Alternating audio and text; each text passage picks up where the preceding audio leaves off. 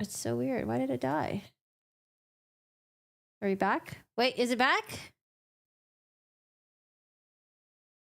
Is it back? Hi? Hello? Am I back? But I don't know if it's a new stream link.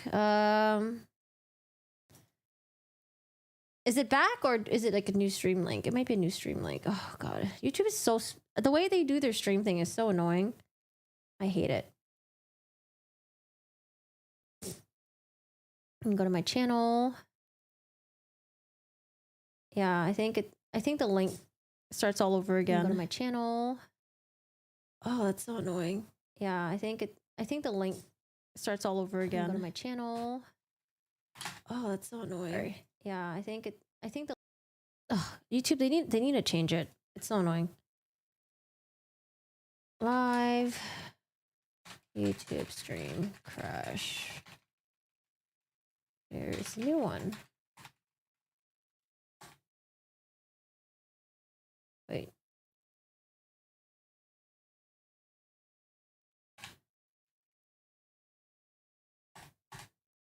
Okay. Hi. How's it going? I have to get a new chat up then. New stream link. Okay.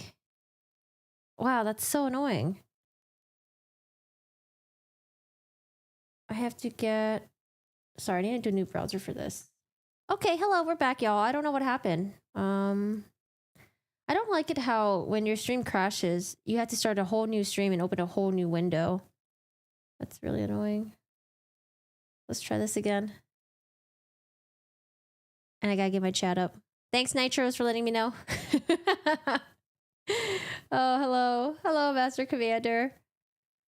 All right. Okie dokie.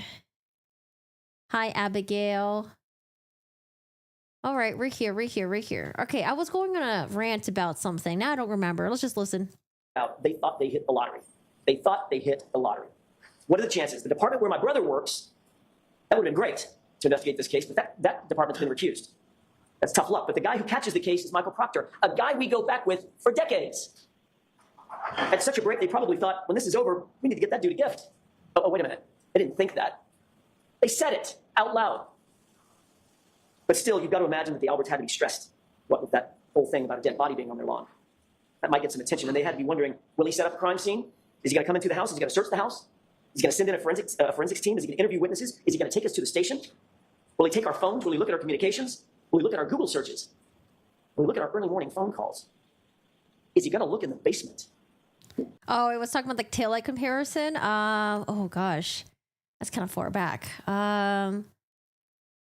Taillight comparison. Oh, okay. Because some of the witnesses were saying that the taillight was cracked, and I do agree with Jackson that if someone says the taillight was cracked, it could look more like just a clear piece was missing.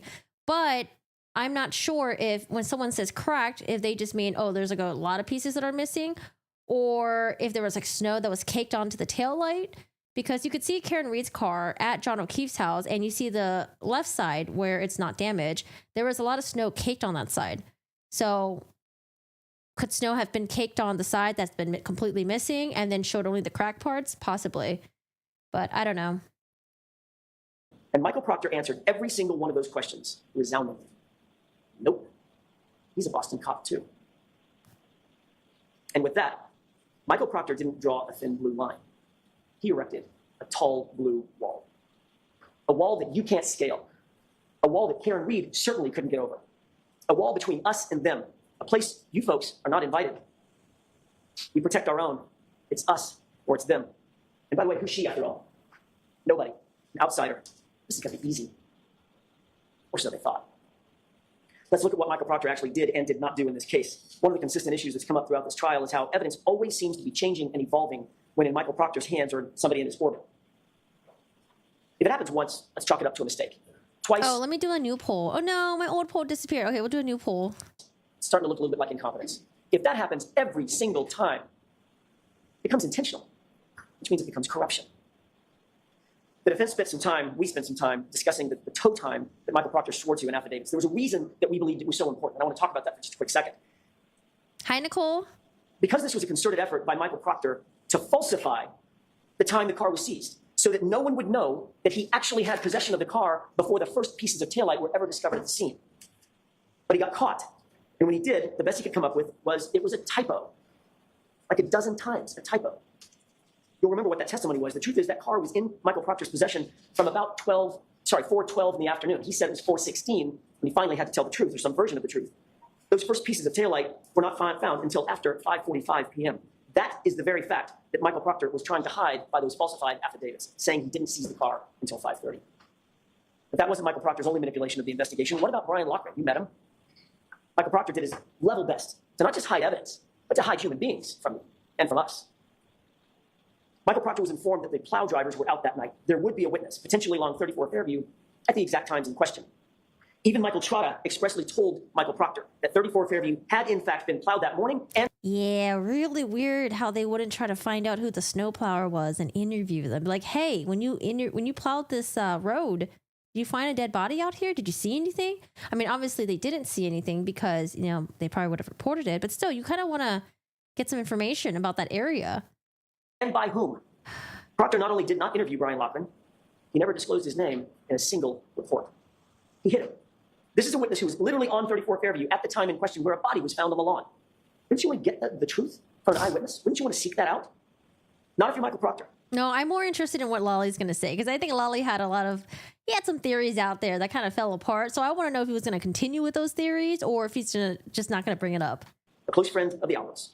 If it were up to Proctor, you literally never would have heard of or from Brian Lochran. That's a scary prospect.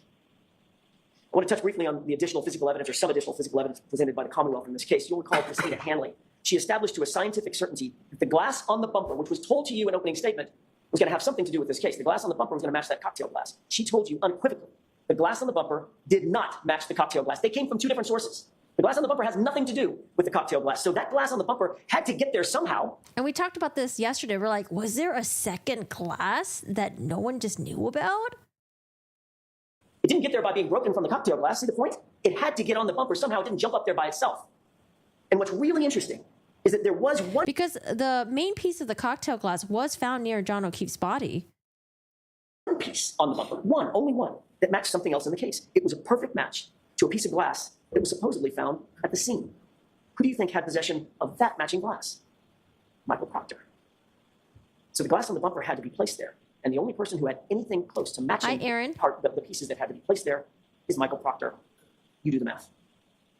That leads us to the magic hair. The Commonwealth spent a lot of time bringing in experts about mitochondrial DNA and maternal DNA lines and comparative analyses, and all that sounds really great and really sciencey, except for the fact that it just doesn't matter. Why? Because you would have to believe that little hair, tiny, tiny little hair, barely perched on the side of that SUV survived nearly 75 miles of a raging blizzard outside.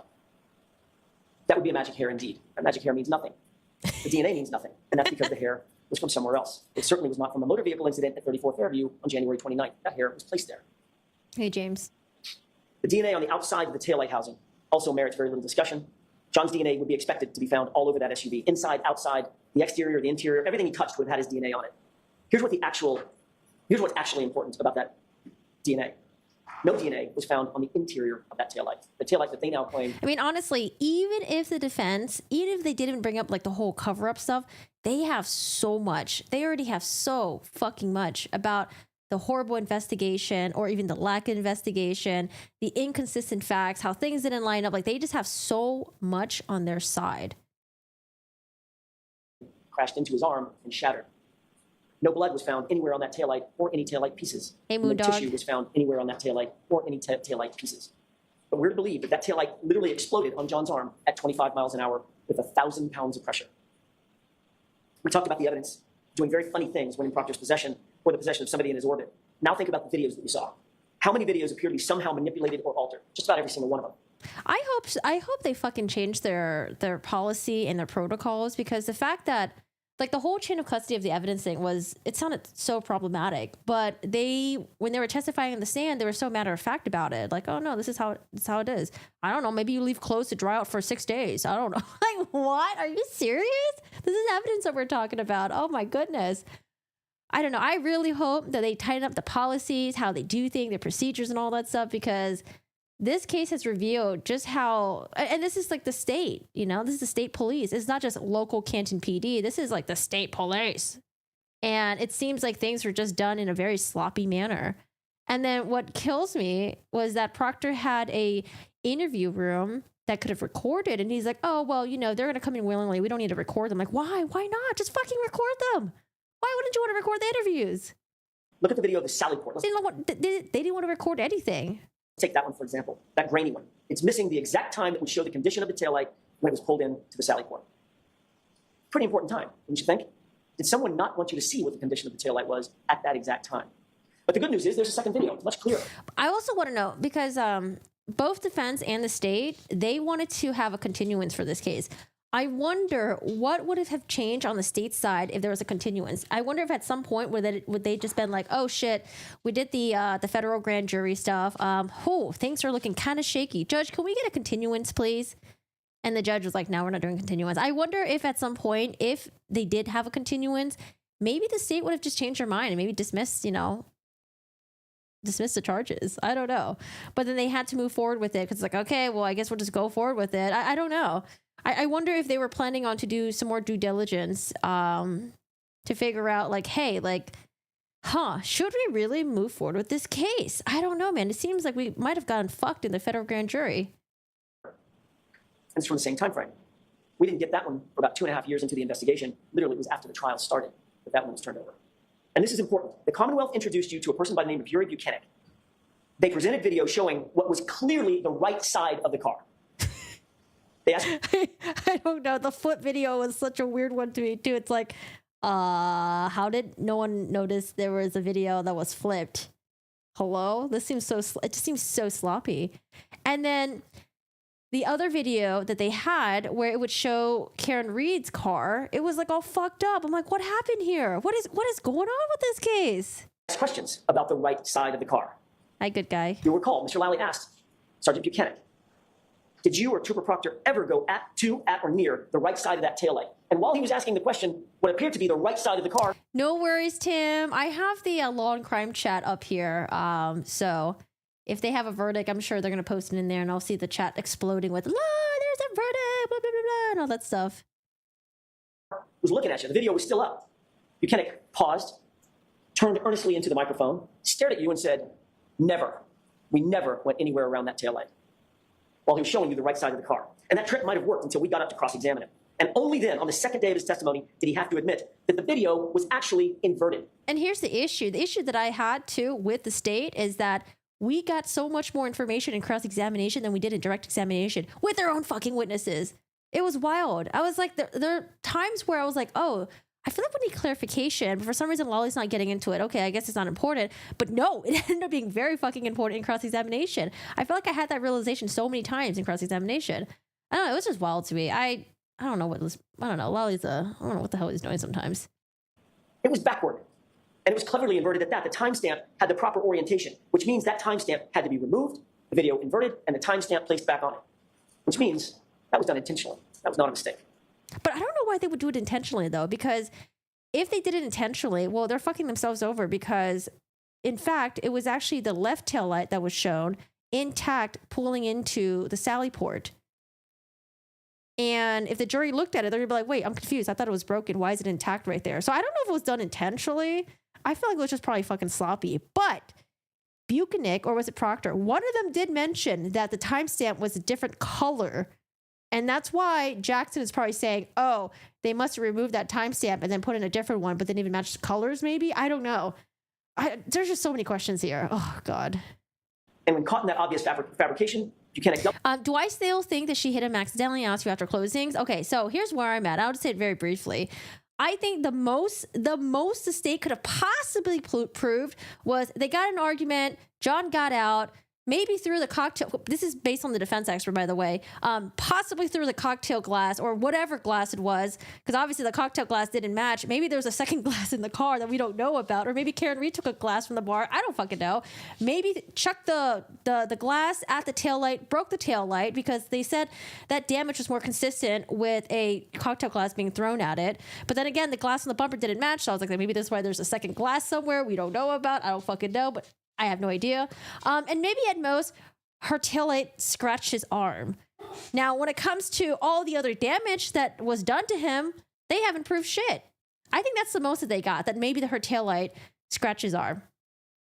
Because again, they haven't proven that. Based on all the experts that has gone so far, everyone has said the moment John had that fracture on the back of his skull, it would have rendered him unconscious. So my other theory was like, oh, well, what if, he had the scratch on his arm, he fell backwards and cracked his head and then got up and then eventually ended up on the grass. But everyone has testified so far that he would have just been unconscious. He would have been laying there as his brain starts swelling up and the brain start moving down, like the brain and the brainstem start like moving downwards. And then like all that hemorrhaging was happening and then hypothermia was kicking in. Like everyone said that he would have just been unconscious right away. So me saying that him crawling from the concrete to the grass, I'm just going to go with what the experts said. So I think at most she could have possibly just scratched him on the arm with the taillight. And no, I think it's possible that maybe she was like doing her 3-point turn and she was backing up, didn't realize like maybe it scratched his arm. And then as it scratched his arm, she was in the process of going from reverse to, maybe forward drive. I just don't believe that she hit him in such a way that it caused all those injuries on him, because again, the issue that I have is also a lot of the experts said that usually when you're hit by a car, you're going to have some fractures. You're going to have some bruising, especially going at 15 miles an hour, 25 miles per hour, especially. I don't know. There's too much what ifs. And if I had to do so much mental gymnastics for the fucking state, I would just be like, you know what? We're not beyond a reasonable doubt. We're not even close beyond a reasonable doubt. Yeah. And then there's a lot of people here that don't even think the car even did anything to him. Right. But, oh gosh, I just don't know what the fuck they were thinking with this. What were they thinking with this case? Maybe it's just how they do things in Canton, and they've been doing it for so many years and they haven't got shit for it. I'm so glad this whole thing's televised, because I sure as hell hope they clean up their act. Down and said, it's exactly the same. You remember that back and forth. It's exactly the same, he said, as if we're stupid. Is it exactly the same, or is it exactly opposite? Ladies and gentlemen, you were lied to. There's no other way to say it. It's inexcusable. It's abhorrent. But it's also a paradigm of everything that the investigators have been willing to do in this case. Lie, obfuscate, manipulate, alter. And when they're caught, they just excuse it away. Doesn't matter. It's the same thing. What's the big deal? Just look the other way.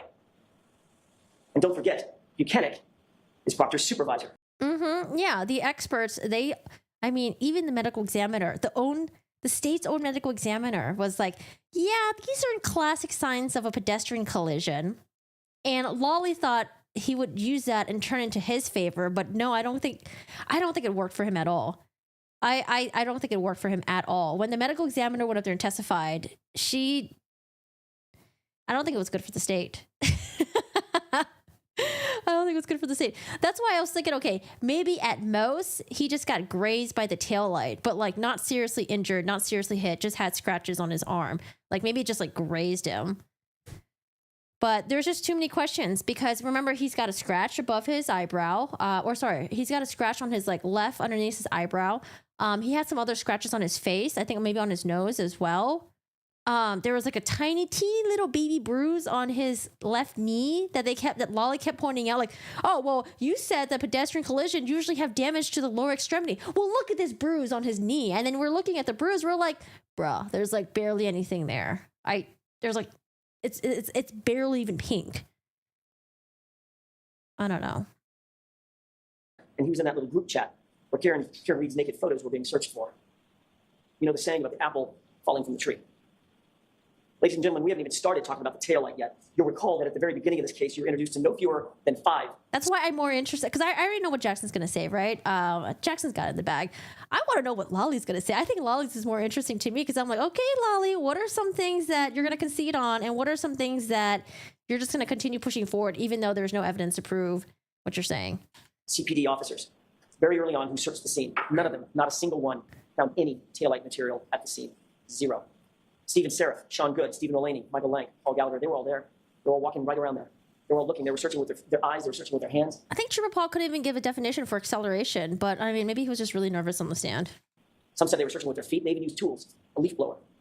Not one piece of bright red taillight material was at the scene, not a single piece, but incredibly, over the course of the next 3 weeks, according to Michael Proctor, 47 pieces of taillight material would end up being found, some of which were the size of a salad plate. The CERT team shows up late. And the issue that I also had was Canton PD was supposed to recuse themselves, but we had the chief who was driving by 34 Fairview collecting pieces of taillight. I'm like, I guess maybe I don't understand what the definition of recuse yourself mean. Does it mean you can like sort of participate in the investigation, but not talk to the witnesses and do the interviews directly? Is that what it fucking means? Because when I hear recuse, I thought it totally meant completely hands fucking off. You are to not touch anything about that case at all. But their definition of recuse is like, oh yeah, continue using our facilities. Oh, continue in contact with one of Canton PD's, police officer to arrange the interview rooms. And I was like, maybe that's not a big deal. I don't know. I'm not really quite sure. Or like maybe it's okay to have the chief to drive by and find pieces of taillight. I don't know. That's why I'm like, okay, what is the definition of recuse here? I always just thought you just don't fucking touch it with a 10-foot pole. Later, on January 29th, and according to O'Hara, the first few pieces of taillight were found about 5:45. And here's some interesting testimony that you heard. Who else was there? Who did O'Hara say was there? Well, he said his team was there. We certainly expected that, but then he said there were others. These other mysterious figures, some from Canton PD, some from the Massachusetts State Police, that he could not account for. Heavy coats, big masks, hats. Even Lieutenant O'Hara could not tell who was who, but he did note Canton police officers were there, who were unaccounted for. Massachusetts state troopers were there, unaccounted for. And during I also don't understand why Proctor thought it was okay that Canton PD would recuse himself, but then he himself not recuse himself from the case. That's why I was like, was Proctor just doing it for very selfish reasons or something? Like he just wanted the glory of like, oh my God, this is like a open and shut case. We already know who did it. We got the taillight pieces. Like, boom, I'm going to continue putting my name on this because I want to get the credit for this. Maybe it'll help his numbers out or something like that. I don't know. I was just like, why did you just recuse yourself? Like, hello? Ugh. During that search that was overseen by Trooper Tully, Proctor's supervisor, 3 pieces of taillight material were found. That's super important. I want to concentrate on that for a second. The nudes. O'Hara said all 3 pieces were in an area about 12 inches square. That's an area about as big as your dinner plate. Tully, however, claimed that one red piece was found about 3 feet away from that was a shoe. About 1 to 2 feet from that was a clear piece of plastic, and a few feet away from that was a red piece of plastic. So we have red, clear, and red over the span of about, added up probably 10 or 12 feet. Ladies and gentlemen, both of those things cannot be true. Somebody is taking liberties with the facts. Then Lieutenant Tully comes to court and makes this big grand gesture of opening all these evidence bags. These 2 evidence bags in particular represent exactly what we're talking about, those 3 pieces, red, clear, red. They're marked, they're sealed, they look official. They're not stop and shop bags, thank God. At least they've moved up from that. They've even got evidence tape on them. Who knew? There's evidence tape around here. So this must be real. Who knew there's evidence tape around here? I don't know if the jury remembers, but there was one of the law enforcement, it was from Canton BTA thing that testified on the stand and was asked about the evidence seal tape and was like, I don't know, they tried to make it seem like they didn't know what it was or something. And I was like, what? That's so weird. Oh, okay. Real evidence, right? It must be real evidence in this case. And after making that big theatrical display, he opens up the bag with the red pieces and he pulls 2 pieces out. That's okay. Put the 2 red pieces together. Good so far. Then he opens up the second bag under Mr. Lowley's questioning. And you remember he hesitated just a second. Opened that bag and pulled out 1 piece of clear plastic. Then pulled out a second piece of clear plastic with no explanation as to how that could have possibly happened. And he quickly returned all 4 of those back into the bag, sealed them up, and we're done for the day. The next day I asked about that evidence again. I asked him to open up that bag with the red pieces, and he did the same thing. Pulled out 2 red pieces of plastic. I said, you'll recall this, I said, look deeper. Look closer, sir. Pull everything out of that bag. Would he have had I not suggested it? And then he pulled a 3rd piece of red plastic out of the bag. So miraculously, Trooper Tully's 3 pieces of plastic became 5 pieces of plastic right before your eyes. Ladies and gentlemen, the forces at play that multiplied those pieces of plastic inside those evidence bags are the same forces at play that multiplied the pieces of plastic at 34 Fairview. I think they tried to say that it must have broke in the evidence bag, but it's pieces of plastic, not glass. I don't know. Think about that. Let that sink in for a second. How easy is it? That's not sloppiness. That's evidence manipulation. That's how over the course of 3 weeks, those pieces of plastic go from 0 to 3 to 5 to 47. Ever increasing in size with every single search. Now, knowing all that, ask yourself the looming question, who had access to that taillight, the cracked taillight? Who was it? Go back and watch the Sally Port video. I'll give you the timestamp, 5:37, and see it for yourself. We know that Trooper Proctor, with binder in hand, walked by himself. Once we corrected the video from being inverted, you can see that he walked back by himself to the right rear taillight where nobody could see what he was doing. Higgins' own key swipes put him in the Sally Port that same afternoon and evening. And then the Sally Port video magically skips, and Chief Berkowitz appears right next to Proctor at the back of that vehicle in the same spot, and they walk out of the Sally Port together. Where were they going? Remember O'Hara? Unidentified troopers and Canton cops were at the search at 34 Fairview. How hard is it to drop a piece of plastic? We spent a long time talking about the compromised and altered and tampered and manipulated evidence, but now I want to switch and talk a little bit about the true facts in this case, because you did hear some true evidence and true facts. The Commonwealth presented about 67, maybe more, witnesses, and expended 30-plus days of trial and 9 weeks of your life. Maybe we're in the 10th week. For what? It should be relatively simple, right? The Commonwealth claims that Karen Reed pulled up to 34 Fairview, John got out of the car, she reversed into him and hit him, and then she drove home. That's 4 facts. It's just 4 facts. That's all it is. What evidence do they actually have to prove that that SUV ever hit John? The answer is none. They don't have any. There's no evidence whatsoever that Karen Reed's vehicle ever struck John O'Keefe or that Karen Reed ever wanted to strike John O'Keefe. In fact, every single piece of material evidence in this case unequivocally proves the opposite. John went into that house. That SUV was not damaged by hitting John, and John's injuries did not come from being hit by a car. That's what the evidence actually shows. The Commonwealth knows that, and they've known it for a long time, and Proctor knows that. Because of that, the Commonwealth just resorts to character assassination and talking for weeks on end about the snow. Let's talk about what the real evidence actually shows. I feel like he definitely reads the YouTube comments. Unassailable science. Let's talk about the truth. Concerning John's injuries first, the Commonwealth's own medical examiner, Dr. Scortibello, could not conclude that John was hit by a car. Think about that. And I was like, okay, well, if the medical examiner didn't go in the first couple of days, maybe he's saving her for last because she's the best. No, I don't know. I don't know what the heck Lolly was thinking with that. And she would not even say that it was a homicide. She told you without any dispute in this case, quote, evidence pointing toward one manner of death is no more compelling than evidence of a competing manner of death, end quote. Her words, not mine. She went on to say it's just as likely that he was punched and fell backward. His injuries are consistent with that. In fact, in her expert opinion, his injuries are consistent with a physical altercation, as she testified, but they are not, in her words, not classical injuries from an auto-pedestrian accident. That by itself is reasonable doubt.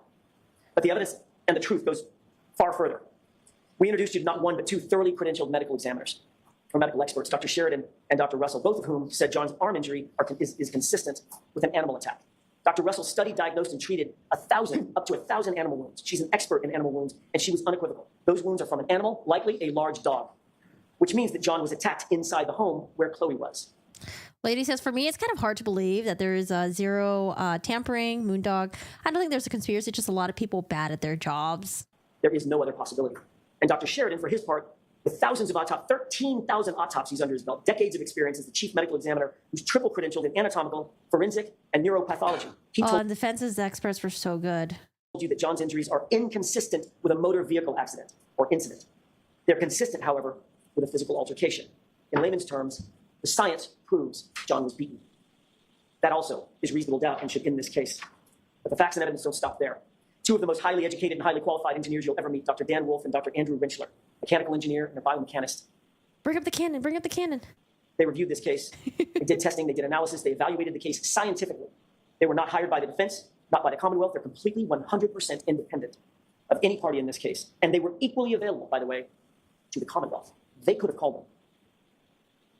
They explained that John's injuries were not caused by being hit by Miss Reed's SUV, and that the SUV was not damaged by coming in contact with John O'Keefe's body.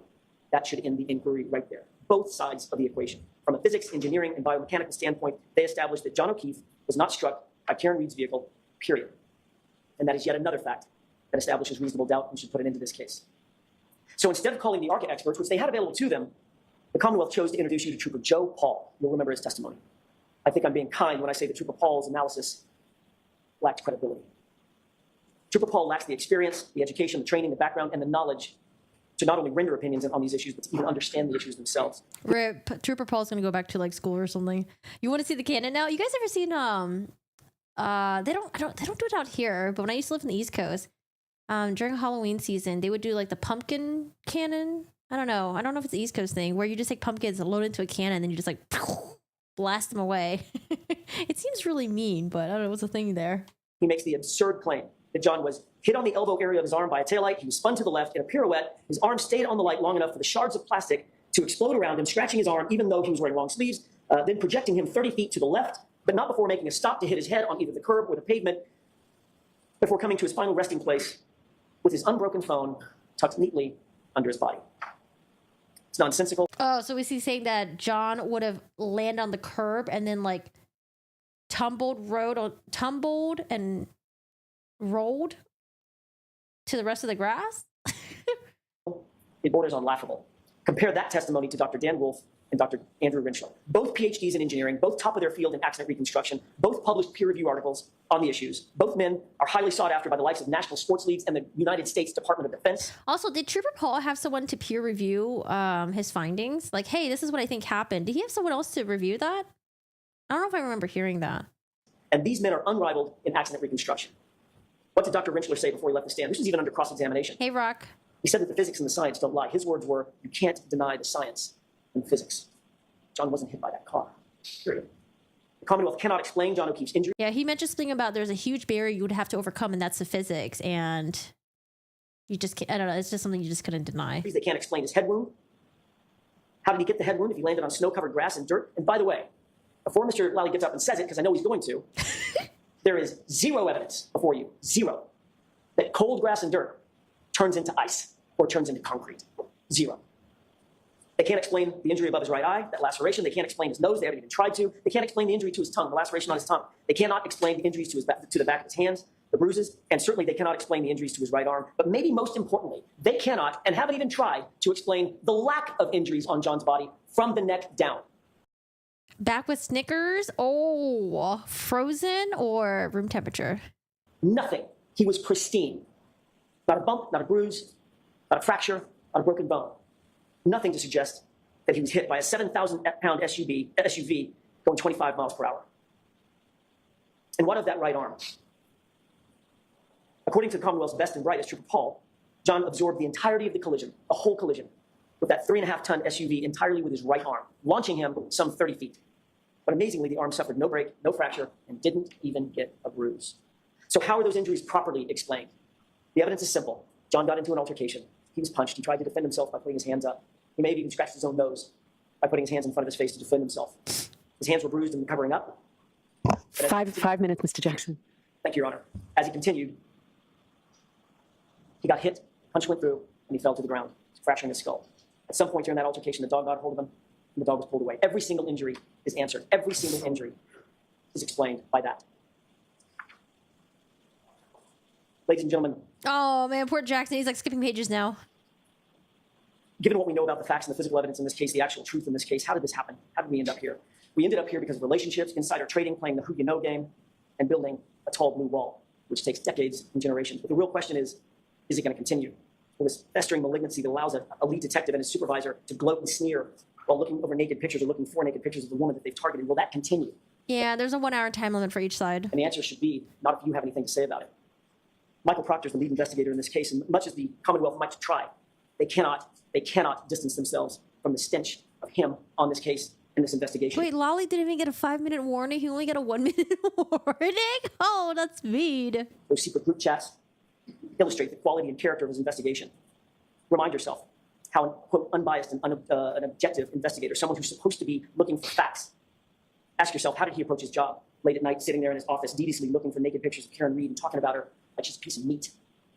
Talking about her bodily functions, her medical conditions, calling her vile names. I don't even have it in me to repeat what he said about her. He reduced her to an object and went further by insulting her.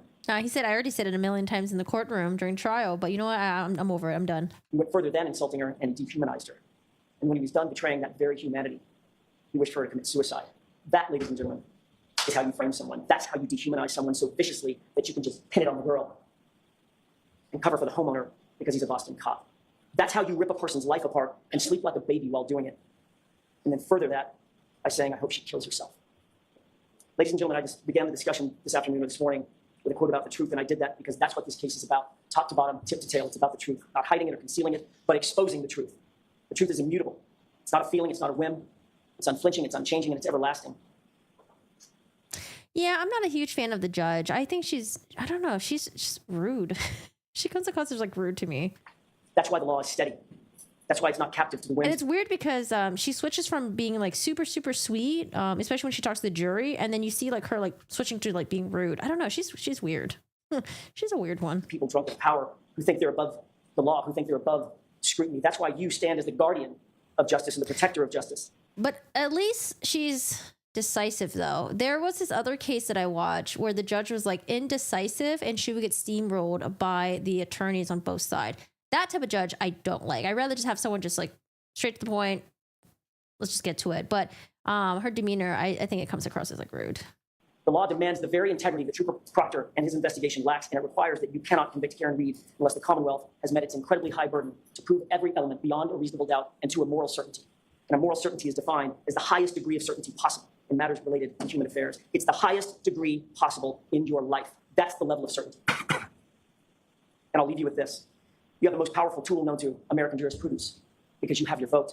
No one can take that away from you, not me, not the Commonwealth, not the court. You may not have asked to be here, but each of you have given something very special of yourselves. You've agreed to do that, which is the highest calling a citizen can act. Wait, interesting. I'm looking at the poll right now. So 26% say guilty, 63% say not guilty, and we do have a 12% that says hung jury. Interesting. Can answer in any way. You've agreed to give your community your best. And my question to you is, what will you do with this moment? The judge is a what? A dink? What's a dink? I'd heard of dink being used as like for couples, dual income, no kids. A dink.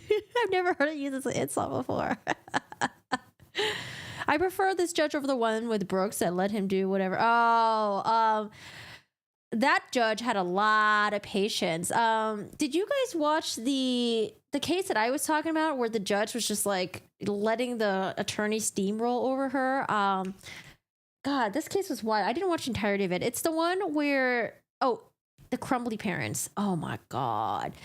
The Crumbly parents, I think the mom had a defense attorney who was very interesting. I don't know. She came across as like really whiny. And the two state attorneys, you could definitely tell, fucking hated her. They were so annoyed of her. They hated her. But then they would just battle so much in the courtroom, and the judge would just sit there. And I'm just like, Judge, come on, put your foot down, do it. that was a wild one, man. Ignore the lies, the manipulations, the misogyny, the bias, the lack of evidence. Could you ever do that? Would you ever do that? Or will you say with your verdict, I see the truth, and I will not ever look the other way? When you stare the truth down, you'll see that the Commonwealth has not proven its case beyond a reasonable doubt into a moral certainty, not even close. Ladies and gentlemen, Karen Reed is innocent. Do justice and find her not guilty. Thank you. All right. Thank you very much, Mr. Jackson. Oh my God. Did it?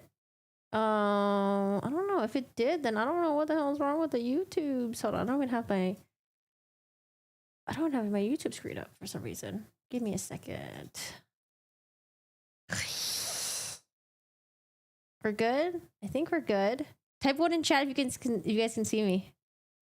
Bravo, Mr. Jackson. Bravo. Powerful statement, says James. I'm honestly more interested in Lolly's closing. Because it's the case he presented was such a mess. Oh God, what is he gonna say in closing? All right, so that was the defense. Lolly doing his closing statement now, and oh my God, Lolly, I'm just here. Okay, I'm looking forward to your closing argument. I want to know what the hell you're gonna say.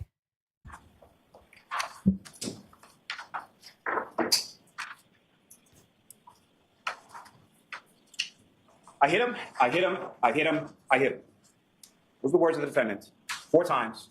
You heard testimony from 4 different witnesses who overheard and observed those statements from the defendant on January 29th, 2022. This is me being nitpicky, but I thought everyone said she only said it 3 times, but okay, 4 times. You heard testimony from firefighter Timothy Nuttall. He was trying to bag valve mask Mr. O'Keefe. He was working on resuscitative efforts to try to save Mr. O'Keefe's life. He asked if anyone saw anything or knew what happened, and the defendant said, I hit him, I hit him, I hit him, I hit him.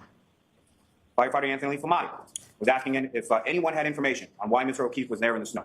The defendant repeatedly said, I hit him, oh my God, I hit him. Firefighter Katie McLaughlin was tasked by Firefighter Flamati with asking for biographical information and for what the cause was of the traumatic injuries that all the firefighters testified that they observed on Mr. O'Keefe. She asked the defendant, and the defendant said, I hit him, repeatedly. Firefighter McLaughlin asked for clarification. You did what? And the defendant repeated, I hit him. Jennifer McCabe stated initially over the phone when speaking with the defendant that the defendant said, could I have hit him in the car while they're on the phone with Ms. Roberts going from Ms. McCabe's house to Mr. O'Keefe's house? Did I hit him? Could I have hit him? Once on scene, once asked, as Ms. McCabe described by an EMT, for name, age, things like that related to Mr. O'Keefe, What caused the trauma? She indicated in her testimony that the defendant said repeatedly, "I hit him." Your testimony, in her testimony, things like that related to Mr. O'Keefe. Mr. McCabe described by an EMT for name, age, things like that related to Mr. O'Keefe. What caused the trauma? She indicated in her testimony that the defendant said repeatedly, "I hit him." Your testimony from Officer Sarif, statements that he attributed to the defendant as saying that morning, "This is all my fault. This is all my fault. I did this." This is what the defendant is saying on scene. Oh man. So the I hit him thing, I wanted there to be an anchor of like, I don't know, like someone that said they heard it, not biased, put it in a report. You know what I mean? But the I hit him thing, I don't know. To me, it was kind of like all over the place. And I don't think Lolly did a super good job at cleaning up the confusion with the I hit him when he did the direct examination. And then I had an issue with if there was an officer in the scene that heard the I hit him, this is all my fault, I did this, why did they not take her into custody right away? If they heard what they heard and she confessed to the crime, why not take her away? They let her leave the scene with Carrie Roberts.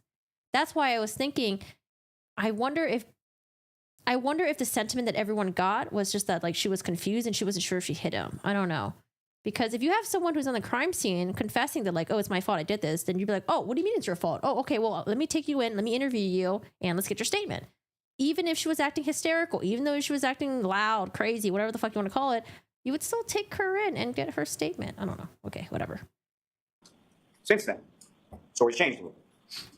But those were the words that came from the defendant's mouth on January 29, 2022, as John O'Keefe lay dying on the front lawn of 34 Fairview Road, where the defendant had left him after striking him with her motor vehicle several hours before, and then left him freezing there in a blizzard. There's certain things that have come up over the course of this trial as far as evidence and testimony concerned, little things. And what I would suggest to you, it's those little things that are quite telling as it pertains to the defendant's statements and the defendant's actions over the course of January 28th and January 29th and beyond. I'm going to bring some of those to your attention as I go through, but just ask you to keep that in mind as far as when you're deliberating, when you're reviewing this testimony and this evidence. The little things matter. The little things start piling up in this case. Throughout the course of this trial, you've heard a lot of purported evidence or questions of witnesses in an attempt to distract you from the evidence in this case. It's essentially defense by obfuscation. It's a three-card monitoring. Facts and the evidence in this case are your card, they're the queen of hearts. And so what I want you to, or what the defense wants you to do is not look at that card. Look at anything else. Look at movement, look at this person, look at that person, look at text messages, look at this. Don't pay attention to the facts and the evidence, because if you do, what it will ineluctably lead you to is that the defendant is guilty of each of the three indictments. You know what? I'm glad that he sounds way more livelier than he has through the entire trial. Like he started livening up a little bit in cross-examination and closing argument. But we all remember him in opening statements and in direct examination. He was just kind of just like chilling, bro. He's a lot more lively now. Before this court. The evidence and the facts of this case are for you, the jury, to decide. Using your common sense, using your life experiences as your guide through that as you go. Before I turn to that evidence that I will submit to you and ineluctably demonstrates the defendant's guilt, let me first just address Triple Proctor. The text messages from Triple Proctor are unprofessional, they're indefensible, they're inexcusable. However, as distasteful as those messages are, and their content is, I submit they have no bearing whatsoever or impact whatsoever on the integrity of the entirety of the investigation that Massachusetts State Police collectively conducted into John O'Keefe's death scene.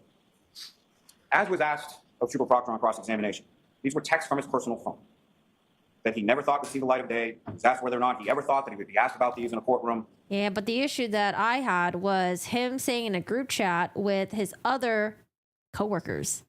Some of them were supervisors.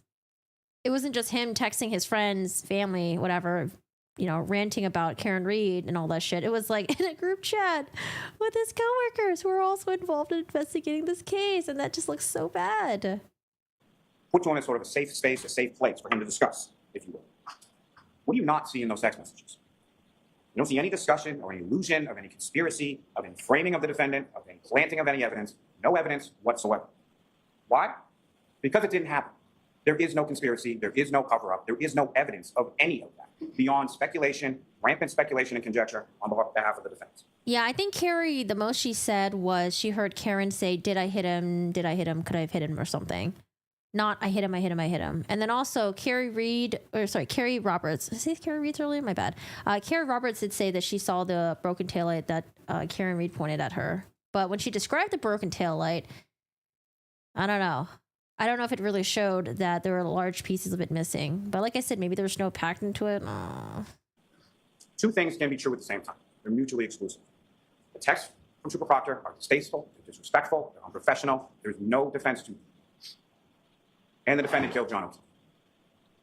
Turning to the evidence, let me first talk a little bit about John O'Keefe. You heard a lot about him over the course of this trial, about his selfless story, through his family and friends that loved him, including his adopted niece and nephew.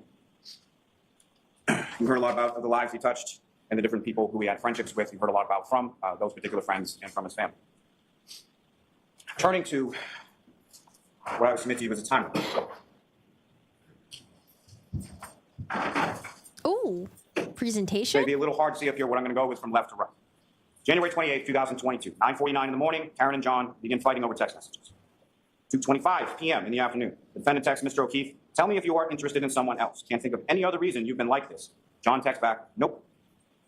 2:25, Mr. O'Keefe texts the defendant, things haven't been great between us for a while. Ever consider that? This is also testimony. Wait, do you think Lolly's been listening to us? Hey, Lolly, present your shit in a way where people can understand and follow along and look at exhibits. Why did he do this throughout the trial? That you heard through multiple sources, whether it be phones, whether it be from the children, whether it be from other friends or family members, as to the relationship in the months and weeks leading up to John's murder. 2:32 p.m. John texts the defendant, sick of always arguing and fighting. It's been weekly for several months now. He then texts the defendant, OMG, stop calling. This is during the time frame that Trooper Garino was talking about, with 18 phone calls, most of which were rejected, some of which were missed, and a couple of which were answered over the course of this afternoon, as she's continuing to needle and try to engage him in a fight that he doesn't want to have. 2:33 p.m. The defendant texts John, so you're not into this anymore. 2:34 p.m. John texts the defendant, I am not answering, stop calling. The defendant then texts John, then stop starting with him. 2:38 p.m. The defendant texts John, I'm going to grab a drink in a bit. 2:38 in the afternoon. Around 3 p.m. is the testimony you heard from Erin O'Keefe in regard to the defendant texting her, asking if she can go out without her husband, Paul. Asking him to go out for a drink. This is while Erin O'Keefe testified she was waiting for one of her children at the bus stop, picking that child up around 3 o'clock in the afternoon. This is also the point at which the defendant says to Ms. O'Keefe, wish I didn't speak to another O'Keefe after 2004. 7:30 p.m., you have Mr. O'Keefe and Mr. Camerano arriving at C.F. McCarthy's, with the defendant arriving at 8:51. 8:58 p.m. is when the defendant receives drink number 1 at C.F. McCarthy's. Vodka soda, tall cylinder glass, lime, and a straw. 9:13 p.m., drink number 2. 9:20 p.m., drink number 3. 9:33 p.m., drink number 4. 9:57 p.m., drink number 5. 10:22 p.m., drink number 6. 10:29 p.m., drink number 7. 7 drinks from 8:58 p.m. through 10:29 p.m. when she receives that last drink at C.F. McCarthy's. A drink that she indicates to Sergeant Mechanic and several others on the next day that she did not take with her from C.F. McCarthy's to the waterfall, which several individuals at the waterfall testified that she produced from her coat when she walked in, and that you can clearly see on the C.F. McCarthy's video her walking out the door with the same tall cylinder glass in her right hand. Now, keeping understanding that some of these drinks are not the full tall cylinder drinks, what she's doing is she's getting shot glasses of vodka and then pouring them into the drink after she's consumed the drink. 10:54 p.m. The defendant and Mr. O'Keefe arrive at the waterfall, during the course of which, an hour that they're there, the defendant receives drinks number 8 and drinks number 9. 12:10 a.m. From the waterfall video, you have Ms. McCabe, Ms. Polakithis, and the defendant departing the waterfall together. Interestingly, around the same time, you also have the text and screenshot communications between Colin Albert and Allison McCabe in reference to him getting picked up at that time. You also have testimony from Brian Albert, Nicole Albert, Caitlin Albert, Brian Albert Jr. in reference to them sort of walking in from the waterfall as Colin Albert is walking out of 34 Fairview Road, gets picked up by Ms. McCabe, and then is driven home. 1 minute later, 12:11, Mr. O'Keefe is then on the waterfall video walking out with cocktail glass in his right hand. At 12:14 a.m., Mr. O'Keefe texts Ms. McCabe, where to? 12:14 a.m., based on the fact that she's driving, and Matt McCabe indicated in his testimony that she should call him instead of texting while driving, Ms. McCabe calls John O'Keefe, speaks with him regarding directions, or going over which way to come in, Chapman Street, over Cedar Crest, as far as coming into Fairview Road. 12:38 a.m., the defendant's vehicle drives by the Canton Library. You can see that on the video. 12:56, the defendant drives by the Temple Beth Abraham video. Again, you can see that on the video. Remember also the testimony from Lieutenant Tully in regard to the CSLI data and the ranging data in reference to coinciding with what you observed the black SUV from each of those respective videos. 12:19:32, Mr. O'Keefe enters 34 Fairview Road into his Waze app on his phone. 12:23 a.m. is when the defendant conducts a 3-point turn on Cedar Crest and travels back toward Fairview. That's from Mr. O'Keefe's GPS native location data from his phone. Around the same time, 12:23 and 12:24 is when you have that testimony from Ryan Nagel, Heather Maxon, and Ricky Cantono pulling into Fairview Road around the same time and pulling in behind the dark SUV. 12:25 a.m. is the last native location GPS data of John O'Keefe's phone. It's in that area between 32, 34 Fairview Road, where his body is discovered the next morning, in which there is no movement of that phone from that 12:25 a.m. period until Ms. Roberts then picks up the phone on the grass underneath Mr. O'Keefe's body, sometime after 6 a.m. I wish they got the phone records of like, let's say like Ryan Nagel, to show that what time did he actually come in that area and what time did he leave that area. Have up on the screen right now is that data, those plotting points that Trooper Garino was testifying about as far as the movement of the vehicle. Movement of the vehicle as it comes down Cedar Crest, passes by Fairview, reverses direction, and then comes down Fairview, moving up, as the witnesses described, eventually stopping in that area, the property line between 32 and 34 Fairview Road, which happens to coincide with the vehicle control history database information from the Toyota text stream, which you now have up on the screen for you here, indicating that following that 3-point turn, approximately 8 minutes after that, from Trooper Paul's testimony, as far as the mileage, 36 to 38 miles, matching up with the time that the vehicle is in front of 34 Fairview Road, that the vehicle travels in reverse, in a straight line, with 20. Dude, there's like so much words on here. Could they have taken some shit out and make this way more clearer? Time, it's in, I don't know what kind of number that is. Time in reverse, 0.5 seconds. Vehicle speed, 39. Is that kilometers? Oh, sorry, here's miles per hour. I was like, why do we have this on here? Take this off. 24 miles an hour. I don't know what, acceleration, okay, 0.28. Distance covered, 16 feet. Oh, distance covered in reverse, 60 feet, or 62 feet. I don't know, there's just too much information on here that I don't think we needed. 4.2 miles per hour for 62 and a half feet, with a minor steering angle change, which the trooper indicated was consistent with a pedestrian collision. At 12:30 a.m., you have that second triggering event, 8 minutes after the 3-point turn when the vehicle's in reverse at 24.2 miles an hour. 12:35 is when the defendant calls John, and that's unanswered. 12:36 is around the time that the defendant's phone connects to the Wi-Fi at One Meadows Avenue, Mr. O'Keefe's home. 12:37 is when the defendant leaves this voicemail. So within minutes of that vehicle's data, going 24.2 miles an hour in reverse for 62 and a half feet, the defendant leaves that voicemail, seething in rage as she's screaming, "John, I fucking hate you." 12:40 to 12:42, Ms. McCabe is texting Mr. O'Keefe. She tries calling Mr. O'Keefe, gets no answer. If you recall from her testimony around this time frame, about 12:40, she was unsure whether the vehicle was actually still out front or if it had gone at that point. But she was looking for John because she had seen the defendant's vehicle in front of the house and no one had come in. So she was wondering where her friend, Mr. O'Keefe, was. Because what time did Julie Nagel's brother come again to come pick him up? 12:55, the defendant texts John, "See you later." 12:59, the defendant calls, leaves another voicemail for Mr. O'Keefe. Exhibit 637, it sounded like this. "John, I'm dealing with a fucking kid. Nobody knows what the fuck you want, fucking pervert." But somebody did know where Mr. O'Keefe was. The defendant knew exactly where it was. She had driven him there, she had struck him there, she had left him to die there. 1:02 a.m., the defendant leaves another voicemail with no content.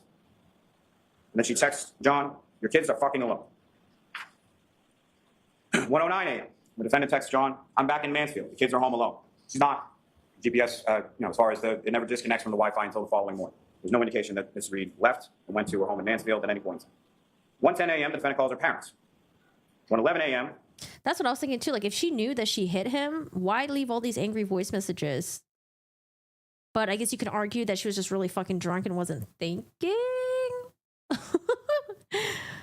There's just too much what ifs. She calls Mr. O'Keefe and leaves this voicemail. "John, I'm going home. I cannot babysit Amy. I need to go home. You are fucking using me right now. You're fucking another girl. Keep sleeping next to me. You're a fucking loser. Fuck yourself." 1:18 a.m., the defendant leaves another voicemail. Now, about 1:43 or 1:45 a.m. is when Julie Nagel testified that they were leaving the house. And she sees a large black object on the lawn near the flagpole while leaving 34 Fairview Road. Doesn't think much of it at the time, isn't expecting Mr. O'Keefe or any body. But the Julie Nagel thing I have an issue with because she didn't tell law enforcement that the next day. It wasn't until they found her and then got a statement from her like 9 months later. To be out on the front lawn. 4:42 a.m., the defendant calls and speaks. The calls to her parents are finally answered. 4:49 a.m., the defendant calls Ms. Camerano, screaming, "Where's Mike?" 4:53 in the morning is when the defendant instructs Kaylee, Mr. O'Keefe's niece, to call Ms. McCabe. Why? Because the defendant doesn't have Ms. McCabe's phone number. Indicates that John didn't come home. We got in a fight, and I left him at the waterfall. Oh, I was wondering why she had the niece call Jen McCabe. Oh, that makes sense because she didn't have Jen's number. Got it. Those are the first statements or the first version of events that she's able to communicate out to the world as to what happened to Mr. O'Keefe and where he is. We got into a fight. I left him at the waterfall. 5 a.m., the defendant calls Kerry Roberts, saying, John's dead, Kerry, hangs up the phone. 5:01, the defendant calls Kerry Roberts again. And it's at this point that she indicates that John's dead, he must have been hit by a plow. 5:07 a.m., the defendant leaves 1 Meadows Ave. You have the video of that. It's number 153 in Exhibit 6. We'll get to that a little more in a moment. About 5:10 a.m., the defendant calls Kerry Roberts. Ms. Roberts starts calling hospitals, calling KPD, calling 911, something that you would do if you didn't know where Mr. O'Keefe was for all of these hours, that all of these other phone calls are being made and these text messages are being sent, and calling your parents, and all of these other things. No calls to 911 from the defendant. While John O'Keefe is laying, freezing, and dying from brain injury and skull fracture on the front lawn of 34 Fairview Road. 5:11 a.m., the defendant's vehicle is seen on the Canton Library camera heading towards the waterfall. Seems to be sort of retracing the steps. 5:18 a.m., the defendant's vehicle was seen at Washington Street in Chapman. And see, it would make sense for her to go to Waterfall if she truly thought that was the last time she saw John, because maybe she was just really drunk. She doesn't remember. But what I want to know is, do they think she went to 34 Fairview after the waterfall? I feel like that wasn't very clear when they had Trooper Paul testify, unless it was clear and I missed it. Seems to be sort of retracing the steps. 5:18 a.m., the defendant's vehicle was seen at Washington Street in Chapman on the Temple Beth Abraham video, heading in the same direction that it was the night before when it was heading to 34 Fairview Road. Okay. 5:35 is when the defendant arrives at Ms. McCabe's house. Ms. Roberts arrives. Yeah, see, it was heading towards 34 Fairview, but did it actually get there? I mean, couldn't they get the Lexus car data again? Because the car data was able to show, I know they had the John O'Keefe Waze and then the Lexus Toyota car thing to show that they were at 34 Fairview, and that's where they got the reverse thing, right? But did they not get the car data to show that she was at 34 Fairview as well? Where is that, Lolly? Like, you're saying that she's heading towards 34 Fairview, but what about the car data for that? Shortly thereafter, both of them see the broken taillight at that time in the driveway. Now, that gap of 5:18 to 5:35 is way too much time to be driving from the area of the waterfall to Jennifer McCabe's house. And as I indicated a moment before, heading in the same direction, same directionality, retracing the steps from the night before, heading towards 34 Fairview Road. Why is it that the defendant can see Mr. O'Keefe when they eventually get to Fairview Road and no one else can? It's because she knew exactly where he was. She had hit him and left him there the night before, and she had gone back during that time frame between 5:18 a.m. when she's seen on the Temple video and 5:35 when she arrives at Ms. McCabe's house. 5:23.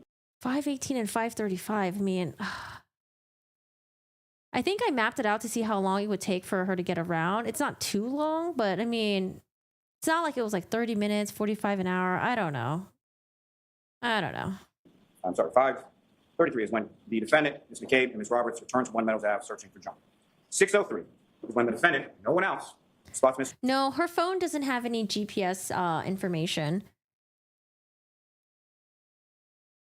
They weren't able to get any GPS information from Karen Reed's phone. But I'm like, they had the car. Couldn't they just show that the car was there since they were able to show it for John's phone, right? Because I think they used John's phone, John's Waze, and also the car to show that the car was at 34 Fairview when dropping John off at like 12:30. Mr. O'Keefe's body buried in the snow. Exhibit 12, indicating this cruiser camera video, which I know you've seen a dozen times. Hi, Aaron. So where I'm starting it from this point in this card right here is the spotlight that Officer Sarah had to use in order to locate, even with the vehicle of Ms. Roberts parked right in the middle of the road. Ooh, look at this technology that they got for the closing argument. Yeah, it's hard to see.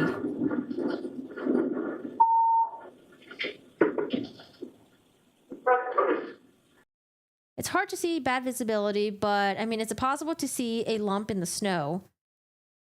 I mean, to me, it doesn't look like there's just that much snow there yet. In the darkness, in the snow, in the blizzard, in those conditions, the defendant, sitting in the backseat of the vehicle, knows exactly where Mr. O'Keefe is, covered in snow, as you heard from all of the paramedics, from the civilian witnesses, from the first responders. The defendant knows exactly where he is. 6:07 a.m., Ms. McCabe calls 911. 6:08, the defendant leaves that 4 or 5 minute voicemail, leaving the phone in the car for some reason to Mr. O'Keefe's phone. 6:23 and 6:24 in the morning is when Ms. McCabe conducts those Google searches. 7:50 in the morning is when Mr. O'Keefe is pronounced deceased at Good Samaritan Hospital. 4:13 to 4:20 p.m. is when the defendant's SUV is towed from her parents' house in Dighton. 5:20 p.m. is when the search team arrives in the area of 34 Fairview Road. He is towed from Good Samaritan Hospital. 4:13 to 4:20 p.m. is when the defendant's SUV is towed from her parents' house in Dayton. 5:20 p.m. is when the search team arrives in the area of 34 Fairview Road to conduct the search for evidence. 5:30 p.m. is when the defendant's vehicle arrives Wait, I want to know why Karen's doing that look. at the Canton Police Department south. We circle back for a moment to Mr. O'Keefe, to his family, to his friends, and to his relationship with the defendant. We heard testimony from Paul and Aaron O'Keefe that they liked the defendant, that they thought he was good for John, thought he was good for the kids. All outward appearances of the relationship were good. We heard testimony from the children that that was not true behind closed doors. But Paul O'Keefe testified that he told the defendant's parents this, that he liked Ms. Reed, that he thought that she was good for John, thought that she was good for the kids, weeks before John's murder. He even blew her a kiss in the emergency department at Good Samaritan as he was walking out and she was still being treated while they were there. Invited her over to John's house to grieve with him. Invited her to sit down with him while he explained to their nephew Patrick about John's passing. Defendant shows up at the house. Abruptly goes upstairs with her father for a period of about 15 minutes, which is about half of the time that she spent there that morning, grieving with the family. She left with a bag of her belongings, drove with her family there, and then took an extra vehicle in the height of the blizzard, around 12, 1 o'clock in the afternoon, drives that vehicle all the way from Canton, where it was parked at her boyfriend's house, where she stayed over on many occasions, drove that vehicle, or felt the need to drive that vehicle from Canton all the way down to her parents' house in Dayton at the height of the blizzard. You heard testimony from Aaron O'Keefe of the text messages and the phone call on January 28th. Yeah, I don't think the blizzard conditions happened until like that maybe like morning / afternoon. Because I was looking at it looks like there was bad visibility because there was snow coming down. But if you look at the ground and then look at the height of where the snow came up to the cars, the tire, it just didn't look like there was like that much snow really there yet. You've heard that Maybe like a couple inches. Aaron O'Keefe called the defendant on the morning of the 29th because she was concerned for her. She wanted to know what was going on with someone she considered her friend. The defendant yells, "John is dead." Ms. Robertson grabs the phone and then updates Aaron O'Keefe as to what's going on with John. Aaron O'Keefe again calls back later because she's concerned for someone that she considered her friend. How does the defendant respond? These are some of the little things. The defendant indicates to Ms. O'Keefe that she just has to remember the bad times and indicates to her, "I don't think I'll ever see you guys." This is after she's done her quick in and out at One Meadows Ave and is now with her parents or with her father, driving that car, essentially taking the murder weapon from Canton and bringing it down to her parents' house in Dayton. She's indicating over the phone to Aaron O'Keefe, "I don't think I'll ever see you guys." Why? If she didn't kill John, why would she say that? You heard a lot of testimony about New Year's Eve in Aruba. You heard testimony from Ms. O'Keefe in regard to them exchanging, her and the defendant exchanging text messages on the flight down, arranging times to meet up. And then the defendant telling Aaron via text message that she caught Johnny kissing Laura's sister in the hotel lobby. She got into an argument about it, and then they never met, meaning the defendant, Ms. O'Keefe, got into an argument about it, and she and Aaron O'Keefe never ended up meeting up in Aruba.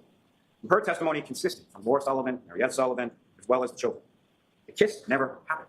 It never would happen, based on the relationship, the godfather relationship that John O'Keefe had with Laura Sullivan, her family, and particularly Laura Sullivan's child. The defendant persists with this unfounded suspicion and accusations of infidelity in her text messages with Mr. O'Keefe, in her text messages with Mr. Higgins, where she's accusing Mr. O'Keefe of making out in the lobby with Marietta Sullivan. Both of the Sullivans and the children have the defendant and Mr. O'Keefe following this incident with Marietta Sullivan going into a room. Both of the children testified that they're in that room for about 20 to 25 minutes, and they're arguing about the defendant indicating that Mr. O'Keefe kissed someone in the lobby. And you have Laura Sullivan's testimony about 20 to 25 minutes after her sister comes out and states her displeasure about the defendant. It's about 20 to 25 minutes before Mr. O'Keefe comes out, and then he and Ms. Sullivan have a conversation. Ms. Sullivan indicates that Mr. O'Keefe's phone is essentially lighting up with calls and texts from the defendant. I would submit similar to the afternoon of January 28th. Mr. O'Keefe says she's crazy and he needs to take this and goes off from her. Ms. Sullivan has later conversations with Mr. O'Keefe on this Aruba trip, asks him if he's okay, asks him if he's happy. She indicated in her testimony that Mr. O'Keefe shrugs it off and says it is what it is. You heard testimony from the children about the arguments in the weeks and the months. And I know this is a displeasure to the defense counsel that the children came in and actually testified as to what happened behind closed doors in the house. They both recall frequent fights. They both recall Mr. O'Keefe trying multiple times to break up with the defendant, asking her to leave the house, the defendant refusing to leave the house. His niece, Kaylee, John tried to diffuse and tried to walk away, and the defendant would follow each time during each argument. They both indicated that Mr. O'Keefe had told the defendant that the relationship had run its course, similar to language within the text messages you have between the defendant and Mr. O'Keefe. That Mr. O'Keefe was sick of arguing, again, mirroring those text messages from January 28th, leading up into going out to CF McCarthy's, eventually the waterfall, and the defendant killing Mr. O'Keefe in the early morning hours of January 29th. We have testimony in regard to the ring camera. Oh, yes. What do you think about the Ring camera, Lolly? So, do you still think she deleted it, or what's up with that? Haley indicated in her testimony that John had had that for about a year. So during the course of 2 years or so of the relationship with the defendant, he got it while he was dating the defendant. The defendant had the security code for the garage. Neither of the kids had access to the camera. Trooper Garino checked the laptop and the desktop that were left after the defendant did the quick cleanup upstairs with her father, upstairs in the home. Neither of those devices had access to the Ring cameras. John had access on his phone. The defendant indicates, if you recall, in some of those text messages in regard to the romantic kiss that she placed on Mr. Higgins earlier on January, whatever it was, during Patriots. Mr. Higgins and Mr. Jackson was indicating weren't very good friends with Mr. O'Keefe, but had been invited over to his home for a Patriots game, at which time the defendant escorted Mr. Higgins out of the garage and placed a romantic kiss on him. But during those text messages, when they're talking about that, if you recall, the defendant is saying something or joking about something that Mr. O'Keefe had been looking at the videos and had been asking her if there was something going on with her and Mr. Higgins. And what was her response to that? I know where the cameras are. There are only 2 videos missing from that Ring system. One being the defendant getting to Mr. O'Keefe's house after murdering him, and the other when the defendant is showing Miss McCabe and Miss Roberts the broken taillight, both of which. But how would she have deleted it? He said only John had. Okay, maybe he's going to explain to me, because this is the part where I'm like, what you about to say, Lolly? Both Miss McCabe and Miss Roberts testified as having occurred. No video. The variety of stories that the defendant. But how? You just said the laptop and desktop didn't have access to the Ring. Only John had access to the Ring. And John's phone was with him that night. What the fuck, Lolly? What? Wait, I'm just so confused. Is he just going to think that the jury's not going to pick up on that? Hello? Okay, I must be missing something. Anyone in the chat, tell me what Lolly is thinking. How does Lolly think Karen had access to the Ring and deleted footage if the phone was with John O'Keefe the entire time, and then paramedics, and then law enforcement? No, he's not introducing new evidence. He's going to explain to me how he thinks Karen did it, because I want to know. How does he think Karen did that? Tells in the morning of January 29th. That just seems so disingenuous. There were text messages and voicemails from the defendant to Mr. O'Keefe, 53 phone calls from 12:33 a.m. to 6:03 a.m. 0 phone calls to 911. The defendant calls Kate Jamarano. The defendant calls her parents at 1:18 in the morning, 4:38 in the morning, 4:42 in the morning. The call then from Kaylee's phone to Ms. McCabe, because the defendant didn't have Ms. McCabe's phone number. Both Kaylee and Ms. McCabe indicate that the defendant initially indicates or says that she got into a fight with Mr. O'Keefe and left him at the waterfall. From this information, Ms. McCabe then testifies she starts to call Julie Albert. Because Chris Albert, Julie Albert, they live close by the waterfall. Maybe that's where he went. As the phone is ringing, this is a phone call that both Mr. Albert and Ms. McCabe testified was never answered. As the phone is ringing, her husband Matthew McCabe reminds her that they saw the defendant and Mr. O'Keefe and the car outside of 34 Fairfield. So she hangs up. During this call, or during these subsequent calls, the defendant indicates to Ms. McCabe, maybe I hit him, did I hit him? She then calls Ms. Roberts at 5 a.m. on the dot, indicates John's dead, hangs up the phone, calls back a minute later, indicates that Mr. O'Keefe was now hit by a plow and that he's dead. And then indicates further that she's drunk and doesn't remember. She tells Ms. McCabe about the cracked tail light before they even get in the vehicle and go anywhere, as you recall the testimony of Matthew McCabe, indicating that he has some concerns about them driving around in a vehicle with a damaged tail light in the middle of a blizzard. Ms. Roberts' testimony that she saw the broken tail light in the driveway at Ms. McCabe's house, and that it was consistent with what she observed in the photographs that were shown. Well, the footage that is missing on the Ring stuff would be footages that would help the state. Of it later. In the Sally Port, at the Canton Police Department garage. Also, how many of you guys know, like, your friend's password to your phone?